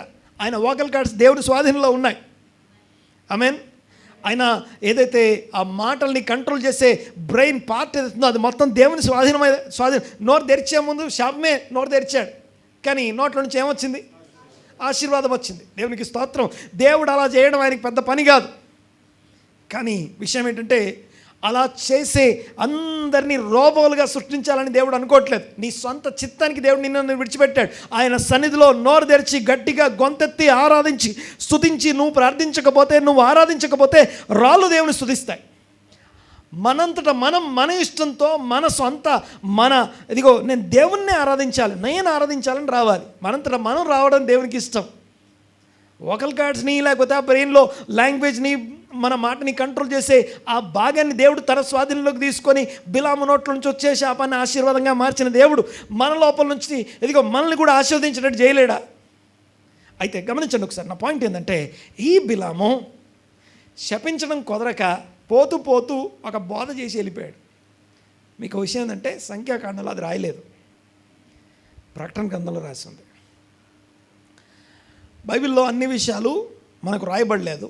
బైబిల్ మధ్యలో విషయాలు మిగతా గ్రంథాల్లో రాయబడ్డాయి. వాటిని కొత్త నిబంధనలో అక్కడక్కడ కోట్ చేస్తారు. అందులో భాగంగా ఈ సంఖ్యాకాండంలో జరిగినటువంటి సంగతిని బిలాము బాలాక్కి బోధ చేశాడన్న సంగతి మనకు తెలియదు. కానీ బయల్పెయోరు పాపం ఏదైతే ఉందో ఆ పాపానికి కారణం బిలాము బాలాక్కు చేసిన బోధ. ఆ బోధ సంఘంలో ఈరోజు ఉంది అంటున్నాడు. ప్రకటన గ్రంథంలో సంఘంలో ఈరోజు ఉంది అంటున్నాడు. అంటే ఆ బోధ ఉంది అంటే ఆ బోధను ఎదిరించే ఫినెహాసులు కూడా కావాలనే కదా. ఆ బోధను ఎదిరించే ఫినెహాసులు కూడా తయారవ్వాలనే కదా. అయితే ఫినెహాసు రోషాన్ని ఇప్పుడు మీకు పరిచయం చేస్తాను. గమనించండి ఒకసారి ఆ వచనాన్ని మళ్ళీ చదువుదాం. ఒకసారి చదువుమా. ప్రకటన గ్రంథం 2:14. అయినను నేను నీ మీద కొన్ని తప్పిదములు మోపవలసి ఉన్నది. అవేవనగా విగ్రహములకు బలి ఇచ్చిన వాటిని తినునట్లును, జారత్వము చేయునట్లును ఇశ్రాయేలీలకు ఉరియొడ్డునని బాలాకునకు నేర్పిన బిలాము బోధను అనుసరించువారు నీలో ఉన్నారు. బిలాము బోధను అనుసరించువారు నీలో ఉన్నారు. ఆ బోధను అనుసరించి ఈ బయల్పెయోరు పాపానికి రీజన్ బిలాము బాలాకు చేసిన బోధ. ఆ బోధ ఎలా ఉంటుందో ఆ బోధ యొక్క సిస్టమ్ కూడా రాసింది అక్కడ. డీటెయిల్స్లోకి వెళ్ళట్లేదు. కానీ ఈ రోజున ఆ రోషం అంటే ఏంటో మీకు జ్ఞాపకం చేస్తాను. ఈ ఫీనెహాసు దాన్ని ఎదిరించి ఆ బోధ వల్ల జరిగినటువంటి నష్టం 24,000 మంది చచ్చిపోయారు. ఓకే, పోర్షన్లో ఫీనెహాసు లేచి నిలబడి రోషంతో నిలబడ్డాడు. ఆ తర్వాత నెక్స్ట్ అధ్యాయంలో చూస్తే 26వ అధ్యాయంలో చూస్తే మనకి జనసంఖ్య చేయబడ్డది. ఎంత? ఇశ్రాయేలీలు రెండోసారి లెక్కించబడ్డారు. ఇశ్రాయేల్ జనసంఖ్య వాళ్ళు బయలుదేరిన మొదటి సంవత్సరం ఒకసారి లెక్క చేశారు.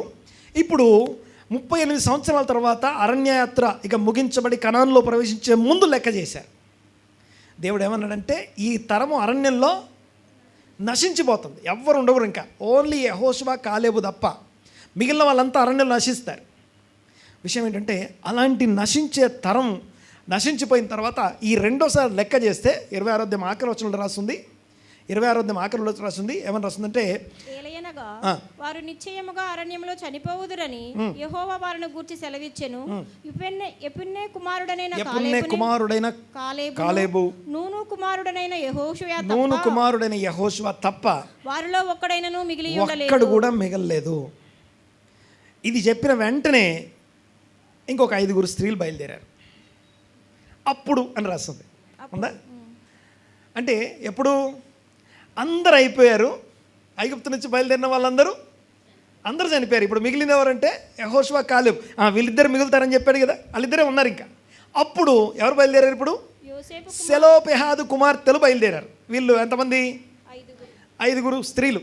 వీళ్ళకి పెళ్ళిళ్ళు కాల, 5 కన్యకలు. ఈ 5 యవన పిల్లలు. వీళ్ళు ఎవరంటే వీళ్ళు కూడా రోషం కలిగిన వాళ్ళే. మీకు ఇచ్చిన పేపర్లో మీకు ఇచ్చిన ఈ వారం బులెటిన్ ఉంది కదా, ఇంటికి వెళ్ళాక కూర్చొని చదవండి, ఓపిక చేసుకొని చదవండి. ఈ చదివేటప్పుడు వీరు ఈ 5 కుమార్తెలు ఆస్తి హక్కు కోసం ఫైటింగ్ చేస్తున్నారు, లీగల్ ఫైట్ చేస్తున్నారు. వీళ్ళు ఏమి గొడవలు చేయట్లేదు, విప్లవాలు చేయట్లేదు, కానీ న్యాయ పోరాటం చేశారు వీళ్ళు 5. Mahlah, Noah, Hoglah, Milcah, Tirzah. ఈ 5 పేర్లు ఉన్నాయి. వాళ్ళెవరు ఎలాంటి వాళ్ళో 26వ అధ్యాయం మాట్లాడుతుంది. వాళ్ళని దేవుడు ఏమన్నాడు తెలుసా? వీళ్ళు ఏమడుగుతున్నారో అది యుక్తమే. ఎలియాజర్ని దేవుడు ఏమన్నాడు? నేను ఓర్వలేని దాన్ని అతడు కూడా ఓర్వట్లేదు. ఫినెహాస్ గురించి దేవుడు ఏమన్నాడు? నేను ఓర్వలేని దాన్ని అతడు కూడా ఓర్వలేకున్నాడు. సెలోపెహాదు కుమార్తెలను ఏమన్నాడు? వీళ్ళు వీళ్ళు అడిగింది న్యాయమే అంటున్నాడు. సరే, వీళ్ళిద్దరి మధ్యలో ఉన్న ఆ లెక్కించబడిన జనాభా ఎవరైతే ఉన్నారో వాళ్ళందరూ ఐగుప్తు నుంచి బయటకు వచ్చారు. కానీ బయలుదేరిన వారందరూ నశించగా నెక్స్ట్ జనరేషన్ రెడీగా ఉంది. ఈ జనరేషన్ రోషం కలిగిన, దేవుడు కోరుకున్న, దేవునికి ఇష్టమైన జనాంగం. వీళ్ళు అయిపోయిన నెక్స్ట్ వెంటనే అదే తర్వాత అధ్యాయం, ఏది సెలోపాదు కుమార్తెల స్టోరీ అయిపోతూ ఉండగానే మోషే అడుగుతున్నాడు, మరి నా తర్వాత నెక్స్ట్ ఎవరు అని అడుగుతున్నాడు. అడిగితే ఇదిగో యెహోషువను అభిషేకించు అన్నాడు. యెహోషువ కూడా ఎంత రోషం కలిగిన వాడు మాట. అంటే మొత్తం పోర్షన్ అంతా ఒకే టాపిక్ తెలియజేస్తుంది. Let us get into the promise land. కానాను దేశంలో ప్రవేశించినట్లుగా రోషం కలిగిన, దేవుడు కోరుకున్న తరం అక్కడ ఉంది. వీళ్ళందరిలో ఉన్న కామన్ పాయింట్ రోషము. వీళ్ళందరిలో ఉన్న కామన్ పాయింట్ ఎలాంటి రోషమో ఇప్పుడు నేను జ్ఞాపకం చేస్తాను. దీన్ని వాక్యమై ఉన్న దేవుడు శరీరం ధరించుకొని భూమి మీదకి వచ్చి సిలువ ఎక్కక ముందు ఆయన కొండ మీదకి ఎక్కి ప్రసంగం చేస్తున్న సందర్భం. కొండ మీద ప్రసంగంలో ఆయన మాట్లాడుతూ, మనం వెళ్ళి ఎవరినో చంపితే రోషం గురించి మాట్లాడుకుంటాం. కానీ ఈరోజు గమనించండి ఒకసారి, మనము ఎలాంటి రోషం కలిగి ఉండాలో ఈ వాక్యాన్ని మనం చదువుదాం. మత్తయి సువార్త 5వ అధ్యాయం 43వ వచనం. మత్తయి సువార్త రోషం కంటే ముందు దేవుడు ఎలాంటి ఆలోచన కలిగి ఉన్నాడో చూడండి ఒకసారి. నీ పొరుగువానిని ప్రేమించి నీ శత్రువును ద్వేషించుము అని మీరు విన్నారు కదా. నేను మీతో చెప్తున్నాను, దేవుని వాక్యమై ఉన్నవాడు శరీరం ధరించుకొని వచ్చి మాట్లాడుతున్నాడు. నేనేం చెప్తున్నానంటే, పరలోకమందున మీ తండ్రికి కుమారులై అనండి ఒకసారి మాట. పరలోకమందున మీ తండ్రికి కుమారులై ఉండునట్లు. ఎవరికి కుమారులు? పరలోకమందున్న మా తండ్రికి నేను కుమారుడై ఉండునట్లు ఏం చేయాలి? ఏం చేస్తే నేను కుమారుడిని అవుతాను? గమనించండి ఒకసారి. నంబర్ 1, మీ శత్రువులను ప్రేమించండి. మిమ్మును హింసించు వారు ఎవరైనా ఉంటే వాళ్ళ కోసం ప్రార్థన చేయండి. ఇవి 2 చేస్తే ఏమవుతామట? దేవునికి కుమారులై ఉండునట్లు, పరలోకపు తండ్రికి కుమారులం అవుతామట. ఇవి చేసినప్పుడు మరి ఇప్పుడు రోషంతో ఫినిహాస్ చంపాడు కదా. మరి బాగా వినాలి ఒకసారి మాట. అంటే దేవుడు కోరుకునేది చావు మరణం కాదు, ఇంకొకరిని అటాక్ చేయడం కాదు. ఇంకోటి, దేవునికి కుమారులు ఎవరు అవుతారు తెలుసా? దేవునికి కుమారులు కావాలంటే ఎవరు దేవుని కుమారులు అనబడతారు? గుర్తున్నది చెప్పండి. అది కాకుండా, ఆ వచనం కాకుండా ఎవరు దేవుని కుమారులు అనబడతారు? సమాధానపరచువారు ధన్యులు వారు దేవుని కుమారులు అనబడతారు. ఒక్కసారి నన్ను గమనించండి ఒకసారి. మీకు సమాధానం కావాలా, గెలవడం కావాలా? వాదనలో గెలవడం ఇష్టమా, సమాధానం కావాలా? రెండిట్లో ఏదో ఒకటే తీసుకోవాలి. నేను వాదనలో గెలుద్దాం అనుకుంటే సమాధానాన్ని మర్చిపో. వాదన గెలుద్దాం అనుకుంటే ఏం మర్చిపోవాలి? సమాధానం మర్చిపోవాలి. గెలుస్తావు కానీ సమాధానం ఉండదు. అదే నీకు సమాధానం కావాలనుకో ఏం చేయాలి? మరి ఓడిపోవాలి. ఓడిపోయేవాడు గెలుస్తాడు, సమాధానం తీసుకుంటాడు. అర్థం చేసుకోండి ఈ మాటని. కుటుంబంలో కానీ భార్యాభర్తలు కానీ ఎక్కడైనా సరే వాదనలో గెలిచామా ఏం పోద్ది? సమాధానం పోద్ది. సమాధానం కావాలా, వాదనలో ఓడిపోవడమే. సో వాదనలో ఓడిపోయిన వారు సమాధానాన్ని పొందుతారు. బాగా వినాలి ఒకసారి ఈ మాట. మీకు ఒక విషయం చెప్తాను, గుర్తుపెట్టుకోండి. ఆల్రెడీ ఇంతకుముందు చెప్పాను అనుకుంటాను. షలోమ్ అలైకీం అని ఒక పాట దొరుకుతుంది, ఆన్లైన్లో వెతకండి. షలోమ్ అలైకీం పాట. ఈ పాట యూదుల సమాజ మందిరంలో పాడతారు. ఆ పాట అర్థం ఏంటంటే, మేమందరము ఈరోజు సమాధానంగా ఉన్నాము, మేము తిరిగి మా ఇంటికి వెళ్తున్నాము, సమాధానంతో మేము వెళ్తున్నాము, మమ్మల్ని మాకు పరిచయం చేసే దూతల్ని రమ్మని ఆహ్వానిస్తున్నారు. ఏ దూతల్ని? దేవుని దూతల్ని ఆహ్వానిస్తున్నారు. అంటే అర్థం ఏంటంటే, బాగా వినాలి. సమాధానం అనండి ఒకసారి కొంచెం గట్టిగా. సమాధానము షాలోమ్ అంటే అర్థం ఏంటంటే అదొక పాత్ర. దేవుని యొక్క ఆశీర్వాదాలని, దేవుని దీవెల్ని మన జీవితంలో పట్టి ఉంచే ఒక పాత్ర అది. ఈ సమాధానం అనే పాత్రతోనే పట్టుకుంటాం. ఈ సమాధానం పగిలిపోతే, నేను మాట్లాడేది అర్థమవుతుంది కదా. సమాధానం అనే పాత్ర మన దగ్గర ఉన్నంతసేపు దేవుని వాగ్దానాలని, దేవుని ఆశీర్వాదాలు మనం ఏం చేస్తాం? పొందుకుంటాం, పట్టుకుంటాం. అందులో దేవుని ఆశీర్వాదాలు ఎప్పుడు కోల్పోతామంటే సమాధానం కోల్పోయినప్పుడు పోతాం. సో బెటర్ వాదనలో గెలవడం కంటే, బైబిల్ ఒకటి అంటది, న్యాయంగా వాదనలో నేనే గెలవాలి అనుకునే వాళ్ళకంటే సమాధానాన్ని ఏం చేయాలట? లాస్ట్ వీక్ మాట్లాడుకున్నాం. సమాధానం ఏం చేయాలి? వెతకాలి. ఎలా వెతకాలి? ఎలా వెతకాలి? పోగొట్టుకున్న దాన్ని వెతికినట్టు వెతకాలి. తర్వాత ఏం చేయాలి? దాన్ని వెతకి వెంటాడడం అంటే చేజ్ చేయమని. ఎలా చేజ్ చేయాలి? ఒక శత్రువుడు చేజ్ చేసినట్టు చేజ్ చేయాలి. నాకు సమాధానమే కావాలి, వాదనలో గెలవడం నాకు అక్కర్లేదు. అందరితో, మనుషులందరితో, శక్యమైనంత మట్టుకు మనుషులందరితో పరిశుద్ధత సమాధానము కలిగి ఉండుడి. పరిశుద్ధత సమాధానం కలిగి ఉండటానికి ప్రయత్నం చేయండి, శక్యమైనంత మట్టుకు అంటాడు హెబ్రీ పత్రికలో. సరే, పాయింట్ ఏంటంటే ఇదంతా ఎందుకు చెప్తున్నానంటే, ఇప్పుడు పరలోకమందున్న తండ్రికి కుమారులు అవ్వాలి అంటే భూమి మీద ఏం చేయాలట? సమాధాన పరచువారమై ఉండాలి. అంటే ఫినెహాసు ఆ ఇద్దరిని చంపడం ఏదైతే ఉందో, ఆ చంపడం వల్ల విరోధం ఏర్పడలేదు, ఆ చంపడం వల్ల విడిపోలేదట, కలుసుకున్నారట, సమాధానం కలిగింది అని చెప్తున్నాడు ఆయన. ఇది దేవుని మాట. సో ఇక్కడ ఏమని రాస్తుంది? దేవునికి కుమారులగునట్లుగా, సమాధానకర్తలుగా ఉండునట్లుగా మీ శత్రువులను ప్రేమించుడి. తర్వాత హింసించు వారి కోసం, ఓ దేవుని సన్నిధిలోకి వెళ్ళి వీళ్ళ మీదకి అగ్ని దింపే ప్రభువా, వీళ్ళని కాల్చిపడేసే ప్రభువా, వీళ్ళని నోరు పడగొట్టేసే ప్రభువా, వీళ్ళ కాళ్ళు ఎరగొట్టేసే ప్రభువా, ఇలాంటి ప్రార్థనలు కాదు, హింసించే వారి కోసం ప్రార్థన చేయండి. ఎవరన్నా వచ్చి పాస్టర్ గారు నన్ను ఇలా అన్నారు, అలా అన్నారు, ఇలా అన్నారంటే, సిలువ వేయలేదుగా, నీకు సిలువ వేయలేదుగా, పర్లేదు, ఏం కాదు. సిలువ వేసినా కూడా ఆయన ఏం చేశాడో ఆయన వైపు చూడు. ఇంకోటి తెలుసా, ఆయన ఎలా సిలువను భరించుట అనేది ఉందో దాన్ని ఆయుధంగా మార్చుకోమంటాడు. శ్రమలను సహించుట అనేది మన ఆయుధం అట. మన దగ్గర ఒక పవర్ఫుల్ ఆయుధం ఉంది, దాని పేరు ఏంటంటే, ఎంత శ్రమనైనా తట్టుకుంటాం, నిలబడతాం. అందరం కింద పడతాం, అందరం పరిగెలమే, అందరం తప్పులు చేస్తాం, కానీ లేచి నిలబడాలి కదా. లేచి నిలబడడం కోసం సహిస్తూ నిలబడాలి, ఓర్చుకుంటూ నిలబడాలి, సహనం తన పనిని జరిగిస్తూ ఉండాలి. సరే, దేవునికి స్తోత్రం. విషయం ఏంటంటే, ఈ ఫినెహాస్ అనేవాడు సమాధానకర్త అని చెప్తున్నాడు. ఫినెహాస్ అనేవాడు ఏం చేస్తున్నట్ట? చంపలేదు, శత్రువును ప్రేమించేమని వాక్యం చెప్తుంటే, శత్రువును ప్రేమించాలట, హింసించు వారి కోసం ప్రార్థన చేయాలట. ఇక్కడ ఇద్దరు వ్యక్తుల్ని మాత్రం చంపలేదు. గమనించండి ఒకసారి. ఒక ఇంటర్ప్రిటేషన్ ఏంటంటే, ఫినెహాసు ఇద్దరు వ్యక్తుల్ని చంపలేదు, కానీ వాళ్ళని చంపడం కంటే ముందు తనని తాను చంపేసుకున్నాడు. He killed himself first. ఎట్లా? గమనించండి ఒకసారి. ఇది చదుదాం. అదే చదుదాం, మత్తయి సువార్త 5వ అధ్యాయం, అదే ప్రసంగానికి కొంచెం ముందు 27వ వచనం. 27వ వచనం. వ్యభిచారము చేయవద్దని చెప్పిన మాట, వ్యభిచారము చేయవద్దు అనే మాట మీరు విన్నారు కదా, చెప్పబడిన మాట మీరు విన్నారు కదా. నేను మీతో చెప్పినది ఏమనగా, నేను మీతో చెప్పే మాట ఏదనగా, ఒక స్త్రీని మోహపు చూపుతో చూచు ప్రతివాడు అప్పుడే తన హృదయమందు ఆమెతో వ్యభిచారం చేస్తున్నాడు. సో ఒక స్త్రీని మోహపు చూపుతో చూసే ప్రతివాడు వెంటనే అప్పుడే తన హృదయంలో వ్యభిచారం చేస్తున్నాడు. బాగా గమనించాలి ఒకసారి. నెక్స్ట్ మాట చదువు. నీ కుడి కన్ను నిన్ను అభ్యంతరపరిచిన, ఆ మాట చెప్పిన తర్వాత నెక్స్ట్ ఏమని రాస్తుంది? నీ కుడి కన్ను నిన్ను అభ్యంతరపరిచిన ఎడల దాన్ని పెరికి నీ యొద్ద నుండి పడేసే. నీ దేహమంతయు నరకములో పడకుండా, దేహమంతా నరకంలో పడడం కంటే నీ అవయవాల్లో ఏదైనా ఒకటి పోతే మంచిదే కదా.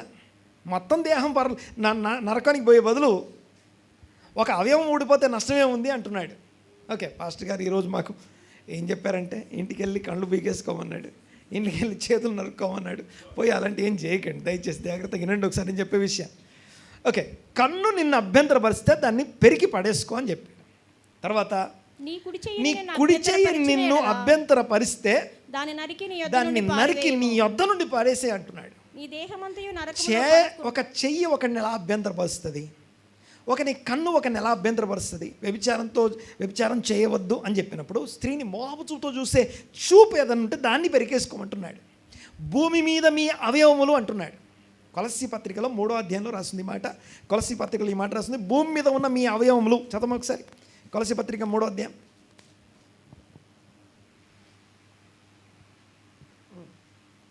కావున భూమి మీద ఉన్న మీ అవయవములను, భూమి మీద ఉన్న మీ అవయవములను అనగా జారత్వమును, జారత్వము, అపవిత్రత, కామాతురత, దురాశ, విగ్రహారాధన అయిన ధనాపేక్ష. సో నాకు అది కావాలి, ఇది కావాలి. సో ఏమంటామంటే మన ఏమంటాము యాస్పిరేషన్స్, పెద్ద పెద్ద విషయాలు కావాలి నాకు, పెద్ద పెద్దవి కావాలి నాకు, లేకపోతే బ్రాండెడ్ థింగ్స్, లేకపోతే గొప్ప గొప్పవి కావాలి నాకు. దీన్ని ధనాపేక్ష, దురాశ, ఇవి మనలో ఉండే, భూమి మీద ఉండే మన అవయవాలు. శరీరంలో అవయవాలు ఎలాగో మనది కాకుండానే మన అవయవాలుగా మార్చేసుకున్నాం కొన్నిటిని. అవి మనలో ఇంటిగ్రేట్ అయిపోయాయి, మనలో ఒక అవయవంగా మారిపోయాయి. దురాశ దేవుడు సృష్టించినప్పుడు నీలో పెట్టలేదు, అది మధ్యలో వచ్చి యాడ్ అయింది. అది తర్వాత ధనాపేక్ష, లేకపోతే కామాతురత, లేకపోతే జారత్వం, అపవిత్రత, ఇవన్నీ కూడా మధ్యలో వచ్చి యాడ్ అయ్యాయి. వీటన్నిటి అవయవాలను ఏం చేయమంటున్నాడు? కట్ చేయమని చెప్తున్నాడు. తొలగించుకో, దూరం చేసుకో, ఎందుకంటే నువ్వు నరకానికి వెళ్ళిపోతావు. బాగా గమనించండి ఒకసారి. ఫినెహాసు ఏమన్నాను నేను? వాళ్ళిద్దరిని చంపడానికి తన యొక్క కోపము, ఆవేశము, ప్రతీకారము ఇవన్నీ ఏవి వాడలేదు. కానీ వాళ్ళని చంపడం కంటే ముందు ఏం చేశాడట? తనను తాను చంపుకున్నాడు. అదొక్కటి చెప్పేసి ముగిస్తా. సో ఇక్కడ నెక్స్ట్ మళ్ళీ ఇక్కడ సామెతల గ్రంథం 8వ అధ్యాయం 13వ వచనం. సామెతల గ్రంథం 8వ అధ్యాయం 13వ వచనం. అవయవాలు. దేవుడు ఏమన్నాడు? నేను ఓర్వలేని దాన్ని ఈయన కూడా ఓర్వలేడు అన్నాడుగా. యెహోవా యందు భయభక్తులు కలిగి ఉండుట, అనండి ఒకసారి మాట, కొంచెం గట్టిగానండి, ఇంకోసారి అనండి అన్నమాట. మనము ఈరోజు నేను దేవుని యందు భయభక్తులు కలిగి ఉన్నానా లేదా? ఎలా తెలుస్తుందంటే the hatred of evil is equal to the fear of the Lord. చెడుతనమును అసహించుకోవడమే దేవుని యందు భయభక్తులు కలిగి ఉంటాయి. అంటే ఏంటో చెప్తాను, చూడండి ఒకసారి. నెక్స్ట్ చదవమా. చెడుతనమును అసహించుకుంటాయే అవేంటో చూడండి ఒకసారి. ఆ చెడుతనం అంటే ఏంటి? గర్వము, అహంకారము, దుర్మార్గత, కుటిలమైన మాటలు నాకు అసహ్యములు. ఓకే, ఇది ఇలా పట్టుకొని నెక్స్ట్ వచనంకి వెళ్ళిపోదాం. 6వ అధ్యాయము 16వ వచనం. సంఖ్యాకాండము 6వ అధ్యాయం 16వ వచనం. పక్క పేజీ తిప్పండి.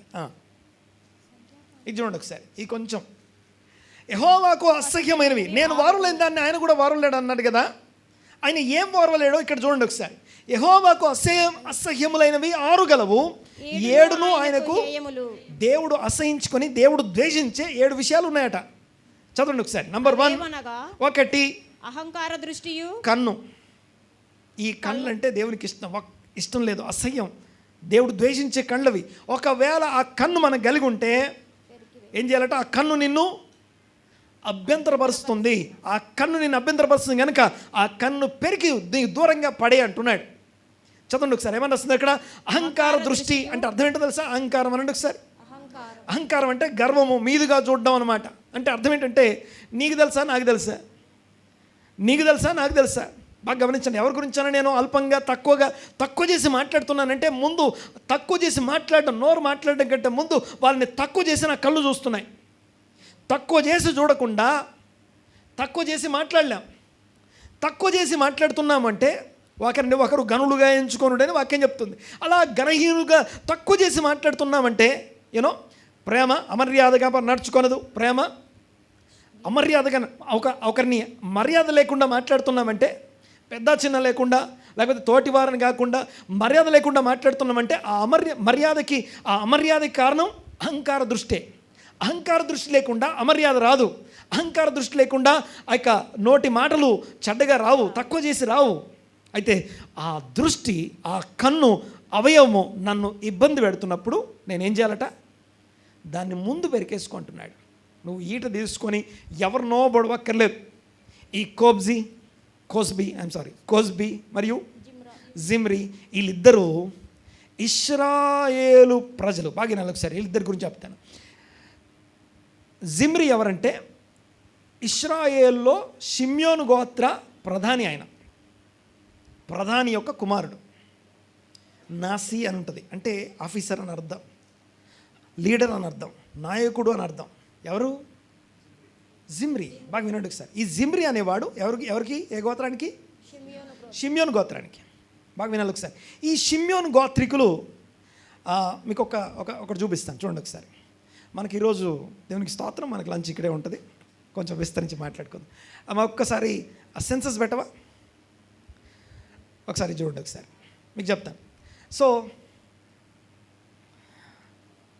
ఈ జిమ్రీ అనేవాడు ఎవరంటే, జిమ్రీ అనేవాడు ఎవరని చెప్పాను, షిమ్యోను గోత్రానికి సంబంధించిన నాయకుడు. బాగా గమనించండి ఒకసారి.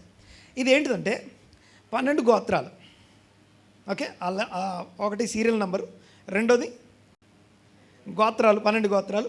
ఈ ఫస్ట్దేమో ఐగుప్తు నుంచి బయలుదేరినప్పుడు వాళ్ళ లెక్క, సెన్సస్, 20 సంవత్సరాలు పైబడిన పురుషుల లెక్క అది.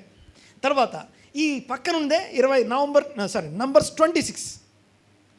అంటే ఇప్పుడు మనం మాట్లాడుకునే వాళ్ళు ఇలా ఉన్నోళ్ళు ఇలా అయిపోయారనమాట. సో ఎంత డిఫరెన్స్ వచ్చింది, పెరిగారా తగ్గారా, పర్సంటేజ్ ఎంత? ఓకే, చిన్న విషయం వినండి ఒకసారి. పాయింట్ ఏంటంటే, మీకు ఇలా చూస్తే మీ కళ్ళకు అట్రాక్టివ్గా అత్యంత తక్కువగా అతి ఎక్కువ నాశనం అయిపోయింది ఎవరు? ఏ గోత్రం? ఇప్పుడు మనం ఈ షిమ్యోను గోత్రంలో ఎంతమంది తగ్గారు? 37,100 మెంబర్స్ తగ్గిపోయారు. ఇంకోటి, ఆ లైన్లో ఉన్న వాళ్ళు ఎవరు ఈ లైన్లో లేరు, కొత్త వాళ్ళు వీళ్ళంతా. బయలుదేరినప్పుడు వాళ్ళు ఉన్నారు, వీళ్ళందరూ మధ్యలో పోయారు, వీళ్ళంతా కొత్త జనాంగం, 20 ఏళ్ళు పైబడిన ఇప్పుడు కొత్త లెక్క ఇది. ఈ కొత్త లెక్కలో వాళ్ళు ఎవ్వరూ లేరు.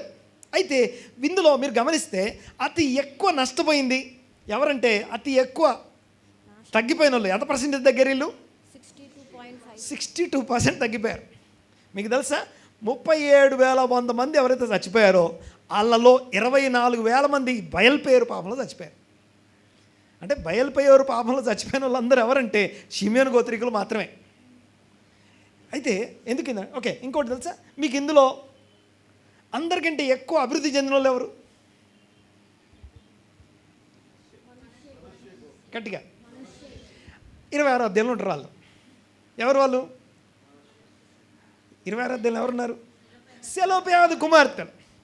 వీళ్ళు ఆ దేశాన్ని చూడలేదు, ఆ దేశం ఎలా ఉంటుందో తెలియదు వీళ్ళకి, ఆ దేశంలో ఏముందో తెలియదు. కానీ వీళ్ళు ఏం ఫైట్ చేస్తుందో తెలుసా, ఆ దేశంలో మాకు స్వాస్థ్యం కావాలి. మా తోటోడు, మా పక్కనోడు ఉన్నాడు, అంటే మా డాడీ వాళ్ళ పక్కిల్లు ఉంది, వాళ్ళకేమో వాళ్ళ డాడీ మా డాడీ ఇద్దరు పాపం చేసి చచ్చిపోయారు, మధ్యలో చచ్చిపోయారు. వాళ్ళకి కొడుకులు ఉన్నారు కాబట్టి వాళ్ళ తండ్రి పేరు మీద వాళ్ళకి ఆస్తి వస్తుంది. మాకు కొడుకులు లేరు కాబట్టి, మాకు బ్రదర్స్ లేరు కాబట్టి మాకేం ఆస్తి రావట్లేదు. స్త్రీ ఆస్తి హక్కు పోరాటం, ఆస్తి హక్కు కోసం ఆ యొక్క చట్టంలో మార్పు తీసుకురండి అని చెప్పి పోరాటం చేస్తున్నారు వీళ్ళు. వాళ్ళు మాట్లాడుతుంటే కేసు 10 మంది మీద ఒక న్యాయాధిపతి ఉంటాడు, 50 మంది మీద ఒక న్యాయాధిపతి ఉంటాడు, 100 మంది మీద ఒక న్యాయాధిపతి ఉంటాడు, తర్వాత 1000 మంది మీద అందరి యొక్క మోసే కూడా ఏం మాట్లాడలేకుండా ఎక్కడ పెడతారు సార్? దేవుడిని అడిగొస్తాను వెళ్ళాడు. అప్పుడు దేవుడు అంటున్నాడు, వాళ్ళు అడిగేది యుక్తమే, న్యాయమే, కరెక్టే అడుగుతున్నారు వాళ్ళు. వాళ్ళు ఎవరు? ఏ గోత్రం? మనష్య గోత్రికులు. ఒకే భాగంలో ఒక అధ్యాయమేమో అత్యంత నాశనమైపోయినటువంటి షిమ్యోను గోత్రం గురించి మాట్లాడితే, ఇంకొక అధ్యాయమేమో అత్యంత అభివృద్ధి చెందిన ఆ దేశం ఏం పోతే ఏమైంది, క్షణిక ఆనందం కోసం ఒకడు వ్యభిచారం చేస్తున్నాడు అక్కడ. ఏమైంది అంటే, నన్ను అభ్యంతరపరిచే విషయం ఉన్నప్పటికీ దాంతో కాంప్రమైజ్ అయిపోతున్నాడు. రోషము అనండి ఒకసారి, మాట తీసేమా, అది అక్కర్లేదు ఇంకా. రోషం అనండి ఒకసారి. రోషం అంటే అర్థం ఏంటంటే రూత్లెస్ యాటిట్యూడ్ టువర్డ్స్ సిన్. పాపం విషయంలో కాంప్రమైజ్ అవ్వకండి అనేది మెసేజ్, సింపుల్ మెసేజ్. బట్ ఇవన్నీ దృష్టాంతాల్లో నుంచి మాట్లాడుకుంటున్నాం, జరిగినటువంటి దేవుని వాక్యంలో జరిగిన వ్రాయబడిన అనేకమైన విషయాల నుంచి ఇవన్నీ నేర్చుకుంటున్నాం. ఆమె అనండి గట్టిగా. సామెతల గ్రంథంకి వెళ్ళండి, 6వ అధ్యాయం. ఇది ముగించుకుందాం ఇంకా. సామెతల గ్రంథం 6వ అధ్యాయం 16వ వచనం చదువుతున్నాం. 1, అహంకార దృష్టి దేవునికి ఇష్టం లేదు, అది అసహ్యకరమైంది. మనష్య గోత్రం నశించిపోవడానికి కారణం వారిలో ఉన్నటువంటి ఈ యొక్క వ్యభిచార సంబంధమైనటువంటి దృష్టి. ఈ దృష్టి వారి పాపానికి తీసుకెళ్ళి ఆ పాపం చేసిన కారణాన్ని బట్టి 24,000 మంది ఈ బయలుపేరు పాపంలో జరిపోయిన షిమ్యోను గోత్రికులు వాళ్ళందరూ కూడా. అయితే నెక్స్ట్ మనం చూస్తాం అహంకార దృష్టి, తర్వాత నెక్స్ట్ లేదా ఈవిల్ లయింగ్ టంగ్ లేకపోతే ఈవిల్ టంగ్ అంటాం, అనగా చెడ్డదాన్ని పలికే నాలుక అని అర్థం. ఇది అవయవమే, ఫిజికల్ అవయవాలు కాదు ఇవి, సోల్ అవయవాలు, సోల్లో ఉండే అవయవాలు ఇవి. అహంకార దృష్టి, కలలాడు నాలుక, 3 నిరపరాధులను చంపు చేతులు, తర్వాత దుర్యోచనలు యోచించు హృదయము, తర్వాత నెక్స్ట్ పెట్టాలి కీడు చేయుటకు పరిగెత్తే కాళ్ళు. ఇప్పుడు చూడండి ఒకసారి, ఈ జిమ్రి అనేవాడేమో పాపం చేయడానికి పరిగెత్తుంటే, ఫినెహాసు కాళ్ళేమో తనలో ఉన్న దుష్టత్వాన్ని తొలగించుకోవడానికి పరిగెత్తున్నాయి. కీడు చేయడానికి పాపం చేయడానికి పరిగెత్తే పాదాలు, తర్వాత లేని వాటిని పలుకు అబద్ధ సాక్ష్యం చెప్పి న్యాయాన్ని మ్యానిపులేట్ చేసే విధంగా తప్పు మాట్లాడడం, తప్పు చెప్పడం, ఒకరి గురించి లేని దాన్ని చెప్పడం, లేదా అన్నదమ్ముల మధ్య జగడం. ఈ జగడం అంటే సపరేషన్ తీసుకొస్తాం. ఆ సపరేషన్ తీసుకొచ్చేవాడు ఇందాక నేను అన్నాను కదా, సమాధానపరచువాడు ధన్యుడు, వాడు దేవుని కుమారుడు అనబడతాడు. అదే సమాధానం కాకుండా అసమాధానం తీసుకొచ్చేవాడు దేవునికి అసహ్యుడు. న్యూట్రల్ ఏమి ఉండదు. There is no neutrality in the kingdom of God. దేవుని రాజ్యంలో న్యూట్రాలిటీ అనేది ఉండదండి. నేను పాపం చేయలేదండి, అలానే మరీ పరిశుద్ధంగా కూడా లేనండి. సో న్యూట్రాలిటీ అనేది ఉండదు. నాతో కలిసి సమకూర్చని వాడు న్యూట్రల్ పర్సనాలిటీ అనట్లా, చెదరగొట్టువాడు. నువ్వు చేయలేదా, చెదరగొట్టేస్తున్నాను. బాగా గమనించండి ఒకసారి. సో నాతో కలిసి నేను సమకూర్చే పనిలో ఉన్నాను, మీరు సమకూర్చండి. సమకూర్చే పని చేసేవాళ్ళు నాతో కలిసి సమకూరుస్తున్నారు, రోషంతో సమకూరుస్తున్నారు. సో గమనించండి, రోషము దేనికి అంటే the ruthless attitude towards sin. పాపం విషయమైనటువంటి దాన్ని కాంప్రమైజ్ అవ్వకుండా, దాన్ని రూత్లెస్గా మన శరీరంలోని అవయవాల్ని కట్ చేసుకోవడానికి సిద్ధపడినంతగా. దీన్ని హెబ్రీ పత్రిక 12లో ఏం రాస్తుందంటే, మీరు పాపంతో పోరాడే విషయంలో రక్తం కారునంతగా పోరాడలేదు అంటాడు. రక్తం ఎప్పుడు కారుద్ది? కోసుకుంటేనే, కట్ అయితేనే కాలేదు. సో రక్తం కారునంతగా మీరు అంటే రక్తం బయటకు వచ్చిందంటే ఒక అవయవం తెగింది, చనిపోయింది అని అర్థం. అదే రక్తం లోపల ప్రవహిస్తుందంటే దాని అర్థం ఏంటి? అది ఇంకా జీవంతో ఉందని అర్థం. అంటే పాపంలో మీరు ఇంకా బ్రతుకుతున్నారు, పాపం మీలో బ్రతుకుతుంది. పాపం రక్తం కారేంతగా పాపంతో మీరు పోరాడలేదు అంటున్నాడు. హెబ్రీ పత్రిక 12వ అధ్యాయం 1 నుంచి చదవండి. తర్వాత ఇప్పుడు తీయకండి. విషయం ఏంటంటే, ఇక్కడ ఒకటి, ఏ రోషాన్ని ఫినెహాసు నుంచి మనం నేర్చుకోవాలి. ఫినెహాసు రోషం సమాధానకర్త, సమాధానపరిచే దేవుని సమాధాన నిబంధన. ఈ భాగంలో నుంచే మన చర్చ్ పేరు వచ్చింది. మన చర్చ్ పేరు బైబిల్లో 2 భాగాల నుంచి వచ్చిందండి. సమాధాన నిబంధన అనేది ఒకటి. గమనించండి ఒకసారి. ఈ వచనాన్ని బేస్ చేసుకొని, ఇదే ఫినెహాసుని బేస్ చేసుకొని మనం కూడా రోస్టింగే మొదలుపెట్టాం. మొదలుపెట్టిన పరిచర్లో స్టార్టింగ్లో, ఇప్పుడంటే మనకి యూట్యూబ్లు ఇవన్నీ వచ్చాయి. ఇవన్నీ లేని కాలంలో ఇప్పుడు ఈ బులెటిన్ ఉందే, ఇలాంటిది నెలకోటి వచ్చేది. దాని పేరు ద మెసేజ్. ఆ పత్రిక పేరు ద మెసేజ్. ఇప్పటికి ఉంటాయి, అక్కడక్కడ దొరుకుతాయి, మన వాళ్ళ దగ్గర ఉంటాయి. చూడండి ఒకసారి. అందులో ఉండే మెసేజ్లు ఉంటాయి, మామూలుగా ఉండవు. లిటరల్గా రోస్టింగే. దానికి కారణం ఏంటి? ఫినెహాస్ అంతా రోషం కలిగిన వాళ్ళం మేము అని చెప్పుకోవడానికి. చాలామంది అడుగుతారు, పాస్టర్ గారు మన సంఘంలో తక్కువ ఉంటామండి, మన సంఘంలో కొద్దిమందే ఉంటామండి. వినండి ఒకసారి. ప్రతిఫలము ఆశించకుండా, అనండి ఒకసారి అన్నమాట, సైనికుని వలె అనండి, ఒక స్ట్రాటజిక్గా దైవికమైన విషయాల్ని పదే పదే మనుషుల్లోకి ఎక్కించే పని మనం చేస్తున్నాం. దాంట్లో ఏ ప్రతిఫలం ఆశించట్లేదు. ఎంతమంది వచ్చినా ఇదే టోన్, ఇదే లాంగ్వేజ్, ఇదే ఏమంటుందని, ఇదే పిచ్, ఇదే స్టాండర్డ్, ఇదే క్వాలిటీ. ఎంతమంది ఉన్నా ఇదే క్వాలిటీ. ఎందుకు తెలుసా? ప్రతిఫలము ఆశించకుండా సైనికుని వలె కొన్ని సంవత్సరాలు ఎక్కిస్తే తప్ప. నేను అన్నాను కదా, ఇప్పుడున్న ఒక రాంగ్ సిస్టమ్ని ప్రజల్లోకి 75 సంవత్సరాలుగా స్ట్రాటజిక్గా ఎక్కించారు. ఇప్పటికిప్పుడేం పోదది, రాత్రికి రాత్రి పోదు. ఇప్పుడు మనం మార్చుకోవాలి, మనం అందరం మారాలి. ఇప్పుడు పాస్టర్ గారు మీరు అందరిలాగా వాక్యం చెప్పరండి, అందరిలాగా ఉండదండి మినిస్ట్రీ. ఇలాగ ఎందుకుందంటే దీని వెనకాల ఇప్పటి ప్రణాళిక కాదు, రాబోయే తరాల ప్రణాళిక ఉంది. కొంతమంది అంటారు, పాస్టర్ గారు ఈ హాల్కి మనం చాలా ఎక్కువ ఖర్చు పెడుతున్నామండి, ఈ హాల్ కాకుండా ఇంకా చిన్నది పెట్టుకుంటే సరిపోద్ది కదా, తక్కువ మంది ఉంటారు అక్కడ. బాగా వినండి ఒకసారి నేను చెప్పే మాటని. ఇక్కడికి వచ్చాక మనం అనేకుల్ని రీచ్ అవ్వడానికి అవకాశం దొరికింది. దేవునికి స్తోత్రం. ఈ హాల్ కోసం కాంట్రిబ్యూట్ చేసిన ఫ్యామిలీస్ ఉన్నాయి. I appreciate them. పదే పదే డబ్బులు ఇవ్వండి అని చెప్పడం, పదే పదే డబ్బులు కావాలని చెప్పడం. డబ్బులు అవసరమని మీకు తెలుసు, డబ్బులు అవసరం అన్న సంగతి మీకే అర్థమైపోతుంది. డబ్బులు ఎంత అవసరమో, ఎక్కడ ఇవ్వాలనిపిస్తుందో, ఎక్కడ ప్రేరేపణ, హృదయం నిజంగా ప్రేరేపించబడితే గుప్పిలు అదే ఓపెన్ అవుద్ది. హృదయం నింపబడ్డాక గుప్పిలు ఓపెన్ అవ్వకుండా ఉంటుందా? దేవునికి స్తోత్రం. ఈ సంఘానికి వచ్చిన ప్రతి ఒక్క హృదయం కూడా విప్పబడే హృదయం, విప్పబడే గుప్పిలు కలిగిన వారే. దేవునికి మహిమ కలుగునుగా. I'm so happy with the every family of this church. విషయం ఏంటంటే, సో అలా విప్పిన వారు కొంతమందిగా గ్రూప్గా ఫామ్ అయ్యి, ఇదిగో ఈ హాల్ రెంట్ మేము చూసుకుంటాం, ఈ హాల్ రెంట్ అండ్ అక్కడున్న హాల్ని మేము చూస్తామని చెప్పి వాళ్ళంతా వాళ్ళు దాన్ని ఛార్జ్ తీసుకున్నారు. So I'm very happy for them. దేవునికి స్తోత్రం కలుగునుగా. సరే, అసలు విషయం ఏంటంటే, రోషం కలిగి జీవించడం అంటే సంఘంలో, గమనించండి, సంఘంలో మేము ఇంత కష్టపడతాం, ఇంత చేస్తాం, అంత చేస్తాం, మేము చాలా రోషం కలిగి ఉంటామని చెప్పుకుంటారు.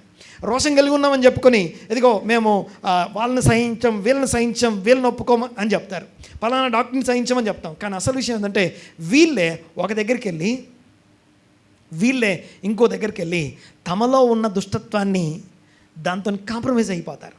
దాన్ని రోషం అనం. అర్థమైంది కదా? బయటను కొస్బీ, జిమ్రీ లాంటి వాళ్ళు చంపొచ్చు కాక, బట్ లోపల నిన్ను నువ్వు చంపుకున్నావా? బాగా వినండి ఒకసారి మాట. ఫినెహాసు షిమ్యోను గోత్ర ప్రధాని ఇంటికి వెళ్ళాలి చంపడానికి. ఆ షిమ్యోను ప్రధాని ఇంటికి వెళ్తే ఆయన పడక గదికి వెళ్ళాలి, ఆయన పడక చోటుకి వెళ్ళాలి. ఈలోపు షిమ్యోను గోత్రికులు వచ్చి మీద పడి ఈయన చంపేయచ్చు. First he killed himself. తనని తాను ఉపేక్షించుకున్నాడు అనే మాట నీకు నాకు అర్థం కావడానికి హీబ్రూలో అది స్పెషల్గా రాస్తుంది. ఆ ఫీనెహాస్ అనే పేరులో యోద్ అనే అక్షరం చిన్నగా రాసుంటుంది, చాలా చిన్నగా కిందికి రాసుంటుంది. అలా ఎందుకు కిందికి రాసుందంటే, ఓకే ఒక్కసారి ఆ రెండు బొమ్మలు చూపించమా. ఫినెహాస్ని చూపించు ఒకసారి. Phinehas title. ఫినెహాస్ అనే పేరు ఒరిజినల్ టెక్స్ట్ అంటాం కదా, బైబిల్ని ప్రింట్ చేయరు, బైబిల్ని ఏం చేస్తాం, రాస్తాం. ఇది కాదు నో, ఇక్కడ చూడండి ఒకసారి. సంఖ్యాకాండం 10వ అధ్యాయం 25 వచనం. అది ఆ స్టార్ ఉన్న ఎల్లో కలర్ ఉందే అది ఫినెహాస్. అర్థం కాదు, వదిలేండి, నో ప్రాబ్లం. అర్థం కాదు, వెరీ గుడ్. అర్థం కాదు మంది కాదు. అందులో ఈ అన్నీ ఇలా సమానంగా రాసి ఉంటాయి, కానీ ఇక్కడికి వచ్చేసరికి ఈ యోద్ అనే అక్షరం కిందికి రాసి ఉంటుంది. అది అలా కిందికి ఎందుకు రాసింది తెలుసా? అలా కిందికి ఎందుకు రాయాలంటే, యోద్ అంటే చెయ్యి అని అర్థం. దేవుడు షారాయి అనే పేరులో ఆ యోద్ అనే అక్షరాన్ని తీసేసాడు. షారాయి అనే పేరులో ఆ యోద్ అనే అక్షరాన్ని తీసేసాడు. యోద్ అంటే చెయ్యి అని అర్థం, యోద్ అంటే హ్యాండ్, యోద్ అంటే హ్యాండ్. యూనో యాకోబు ఏమన్నా తెలుసా, నువ్వు నన్ను ఎక్కడికి తీసుకెళ్ళినా నేను నా దశం భాగం ఇస్తా అన్నాడు. ఏమిస్తా అన్నాడు? నా టైత్ ఇస్తా అన్నాడు. కానీ యాక్చువల్గా దేవుని ఉద్దేశం, నేను నిన్ను ఎక్కడికి వెళ్ళినా నేను నీకు చెప్పినది నెరవేర్చే వరకు నేను నిన్ను విడువను అన్నాడు. నేను విడువను అంటే ఈయన ఏం చేశాడట? దశంభాగం ఇచ్చాడు. దశంభాగం ఇవ్వడం అంటే అర్థం ఏంటి తెలుసా? చెయ్యి తీసుకెళ్ళి దేవుని చేయిలో పెట్టడం అని అర్థం. అనండి ఒకసారి. మన చెయ్యి తీసుకుపోయి ఎక్కడ పెడుతున్నాం? దేవుని చేతిలో పెడుతున్నాం. ఓకే, దేవుడు ఏమన్నాడు? నీకు చెప్పినది నీకు నెరవేర్చే వరకు నేను నిన్ను విడువను అని దేవుడు చెయ్యి పట్టుకుంటే యాకోబు ఏం చేయాలి? ఇదిగో నా చెయ్యి అని ఇవ్వాలిగా. ఆ చెయ్యి ఇవ్వడం ఏదైతుందో దాన్ని దశంభాగం ఇవ్వడం అంటాం. ఓకే, బాగా వినండి ఒకసారి, చూపించమా. ఈ యోద్ అనే అక్షరాన్ని షారాయిలోంచి మొత్తం తీసేశాడు. కానీ ఇక్కడికి వచ్చేసరికి ఆ యోద్ అనే అక్షరం కిందికి రాయబడింది, చిన్నగా రాయబడింది. ఓకే, అంతేకాదు షాలోమ్ అనే పేరు చూడండి. షాలోమ్ చూపించమా. నెక్స్ట్ పెట్టు. ఇది షాలోమ్. నెక్స్ట్ పెట్టు. ఇందులో ఈ అక్షరం ఉంది కదా, ఇది కూడా ఈ లైన్లో ఉండకుండా కిందికి ఉంటుంది. ఓకే, దాన్ని ప్రింటింగ్ ఎలా అవుతుందో చూడండి ఒకసారి, రాసేటప్పుడు ఎలా రాస్తాం. నెక్స్ట్ పెట్టమా. అక్కడ చూడండి ఒకసారి. బ్రోకెన్ వావ్ అంటారు, ఇలా రాయాలి దాన్ని. బైబిల్ రాసేటప్పుడు నాతో నేను అతనితో సమాధాన నిబంధన అని ఉంది కదా, ఆ సమాధాన నిబంధన అని చెప్పేటప్పుడు ఈ వావ్ని మధ్య కట్ చేసి ఉంటుంది. అర్థం కాంది? మనది కాదు, నథింగ్ టు వరీ. విషయం ఏంటంటే ఫినెహాసులో యోధ్ అనేది చిన్నగా ఉండడం, తనని తాను చంపుకున్నాడు, తనని తాను తగ్గించుకున్నాడు, తనని తాను తక్కువ చేసుకున్నాడు అని అర్థం. ఫినెహాసు చంపిన దానికన్నా ముందు తను చచ్చిపోయాడు. ఎలా చచ్చిపోయాడు? నిన్ను నీవు ఉపేక్షించుకొని నీ శిలువనెత్తుకొని నన్ను వెంబడించుమో అని యేసుప్రభు చెప్పిన మాట అన్నమాట అది. విషయం ఏంటంటే ఈ కట్ చేయడం ఏదైతుందో అలా బ్రోకెన్ వావ్ అంటే ఏమంటే మేకు లేకపోతే హుక్ అని అర్థం. దేవునికి ప్రజలకి మధ్య సంబంధం తెగిపోతూ ఉండేది. ఆ తెగిపోతూ ఉన్నదాన్ని ఈ ఫినెహాస్ చేసిన కార్యం వల్ల అతుక్కుందట. అందుకే నా ఫినెహాస్తో నేనేం చేస్తాను? సమాధాన నిబంధనని కొనసాగిస్తాను. Behold I'm giving to him my covenant shalom, peace. తీసేమా పర్లేదు, అర్థం కాదు, మనది కాదు. దేవునికి స్తోత్రం కలుగును గాక. హల్లెలూయా. బట్ అర్థమయ్యే వాళ్ళకి ఏదో అర్థమైంది, అర్థం కాని వాళ్ళకి ఇంకోటి అర్థమవుతుంది. ఏందో తెలుసా? నాకు తెలిసింది ఏం లేదు, చాలా ఉంది ఇంకా తెలుసుకోవాల్సిందని అర్థమవుతుంది. దేవునికి మేము అందరం లేచిపెడదాం, ఒక్కసారి అందరం లేచిపెడదామా. Nothing to worry. కమ్యూనియన్ తర్వాత చివరి ప్రార్థన, ఆశీర్వాదం. మనకి లంచ్ ఇక్కడే ఉంది, డోంట్ వరీ, ఏం టెన్షన్ పడకండి. ఎవరైనా షుగర్ పేషెంట్స్ ఉంటే వెనకాల మా ప్రసాద్ బ్రదర్ ఉన్నాడు, ఆయన కలవండి, మీకు ఏదన్నా ఇస్తాడు. తల నుంచి కళ్ళు మూసుకుందాం, ప్రార్థన చేద్దాం. దేవా నా తండ్రి, మీకు వందనాలు, స్తోత్రం నాయన. ఒక్కసారి పరీక్ష చేసుకుందాం. దేవా, మనము మన అవయవాలని చంపేంతగా మనలో ఉండి అభ్యంతరపరిచే అవయవాల్ని, మన ఈగోని, మన గర్వాన్ని, మన అహంకారాన్ని, ఆ మీద చూసే అహంకార దృష్టి కలుగజేసే ఆ కన్నులను, కీడు చేయడానికి పరిగెత్తే పాదాలని, దుర్యోచనలు యోచించే హృదయాన్ని, వాటిని ఎంతవరకు మనము మనలో నుండి మన వ్యక్తిగత జీవితాల్లోంచి తొలగించుకోవడానికి, ఆ అవయవాల్ని విసిరి పారేయడానికి ఇష్టపడతా ఉన్నా. సమాధానకర్తలుగా, దేవుని కుమారులుగా మనమున్నాం. శత్రువుల కోసం ప్రార్థించేవారు, హింసించు వారి కోసం ప్రార్థన చేసేవారు, శత్రువుల్ని ప్రేమించే ఆ తరము, రోషం కలిగిన తరం. మనలో ఉన్న దుష్టత్వాన్ని చంపుకోవడమే నిజమైన దేవుని రోషం. అది దైవిక రోషం. అది చెడుతనం లేని దేవునిలో ఉన్న రోషం. అది ఆయన ఓర్వలేడు. ఆయన సహించలేని విషయాలు కొన్ని ఉన్నాయి మనలో. ఆయన అసహించుకునే విషయాలు కొన్ని ఉన్నాయి మనలో. ఆయన ఇష్టపడని విషయాలు ఉన్నాయి. వాటిని మనలోంచి తీసివేసుకోవడానికి ఎంతవరకు ఇష్టపడుతున్నా. పరమతండ్రి, మహోన్నతుడా, కృపగల దేవా, మీకు వందనాలు. ఇక్కడ నాతో పాటు ఏకీవించిన ప్రతి సోల్ని మీ హస్తాలకు అప్పగిస్తున్నా. ప్రతి సోల్ని మీ సన్నిధిలో ఎత్తిపడుతున్నా. బలపరచండి, దృఢపరచండి, స్థిరపరచండి. యేసుక్రీస్తు నామమున ఇదిగో మీ సన్నిధిలో ప్రతి సోల్ క్షేమాభివృద్ధి నొందునుగాక. ఇదిగో సమాజ క్షేమాభివృద్ధి కోసం ప్రార్థన చేస్తున్నాను ఆయన. ఇక్కడున్న ఏ సోల్ నశించకుండా సహాయం దయచేయండి.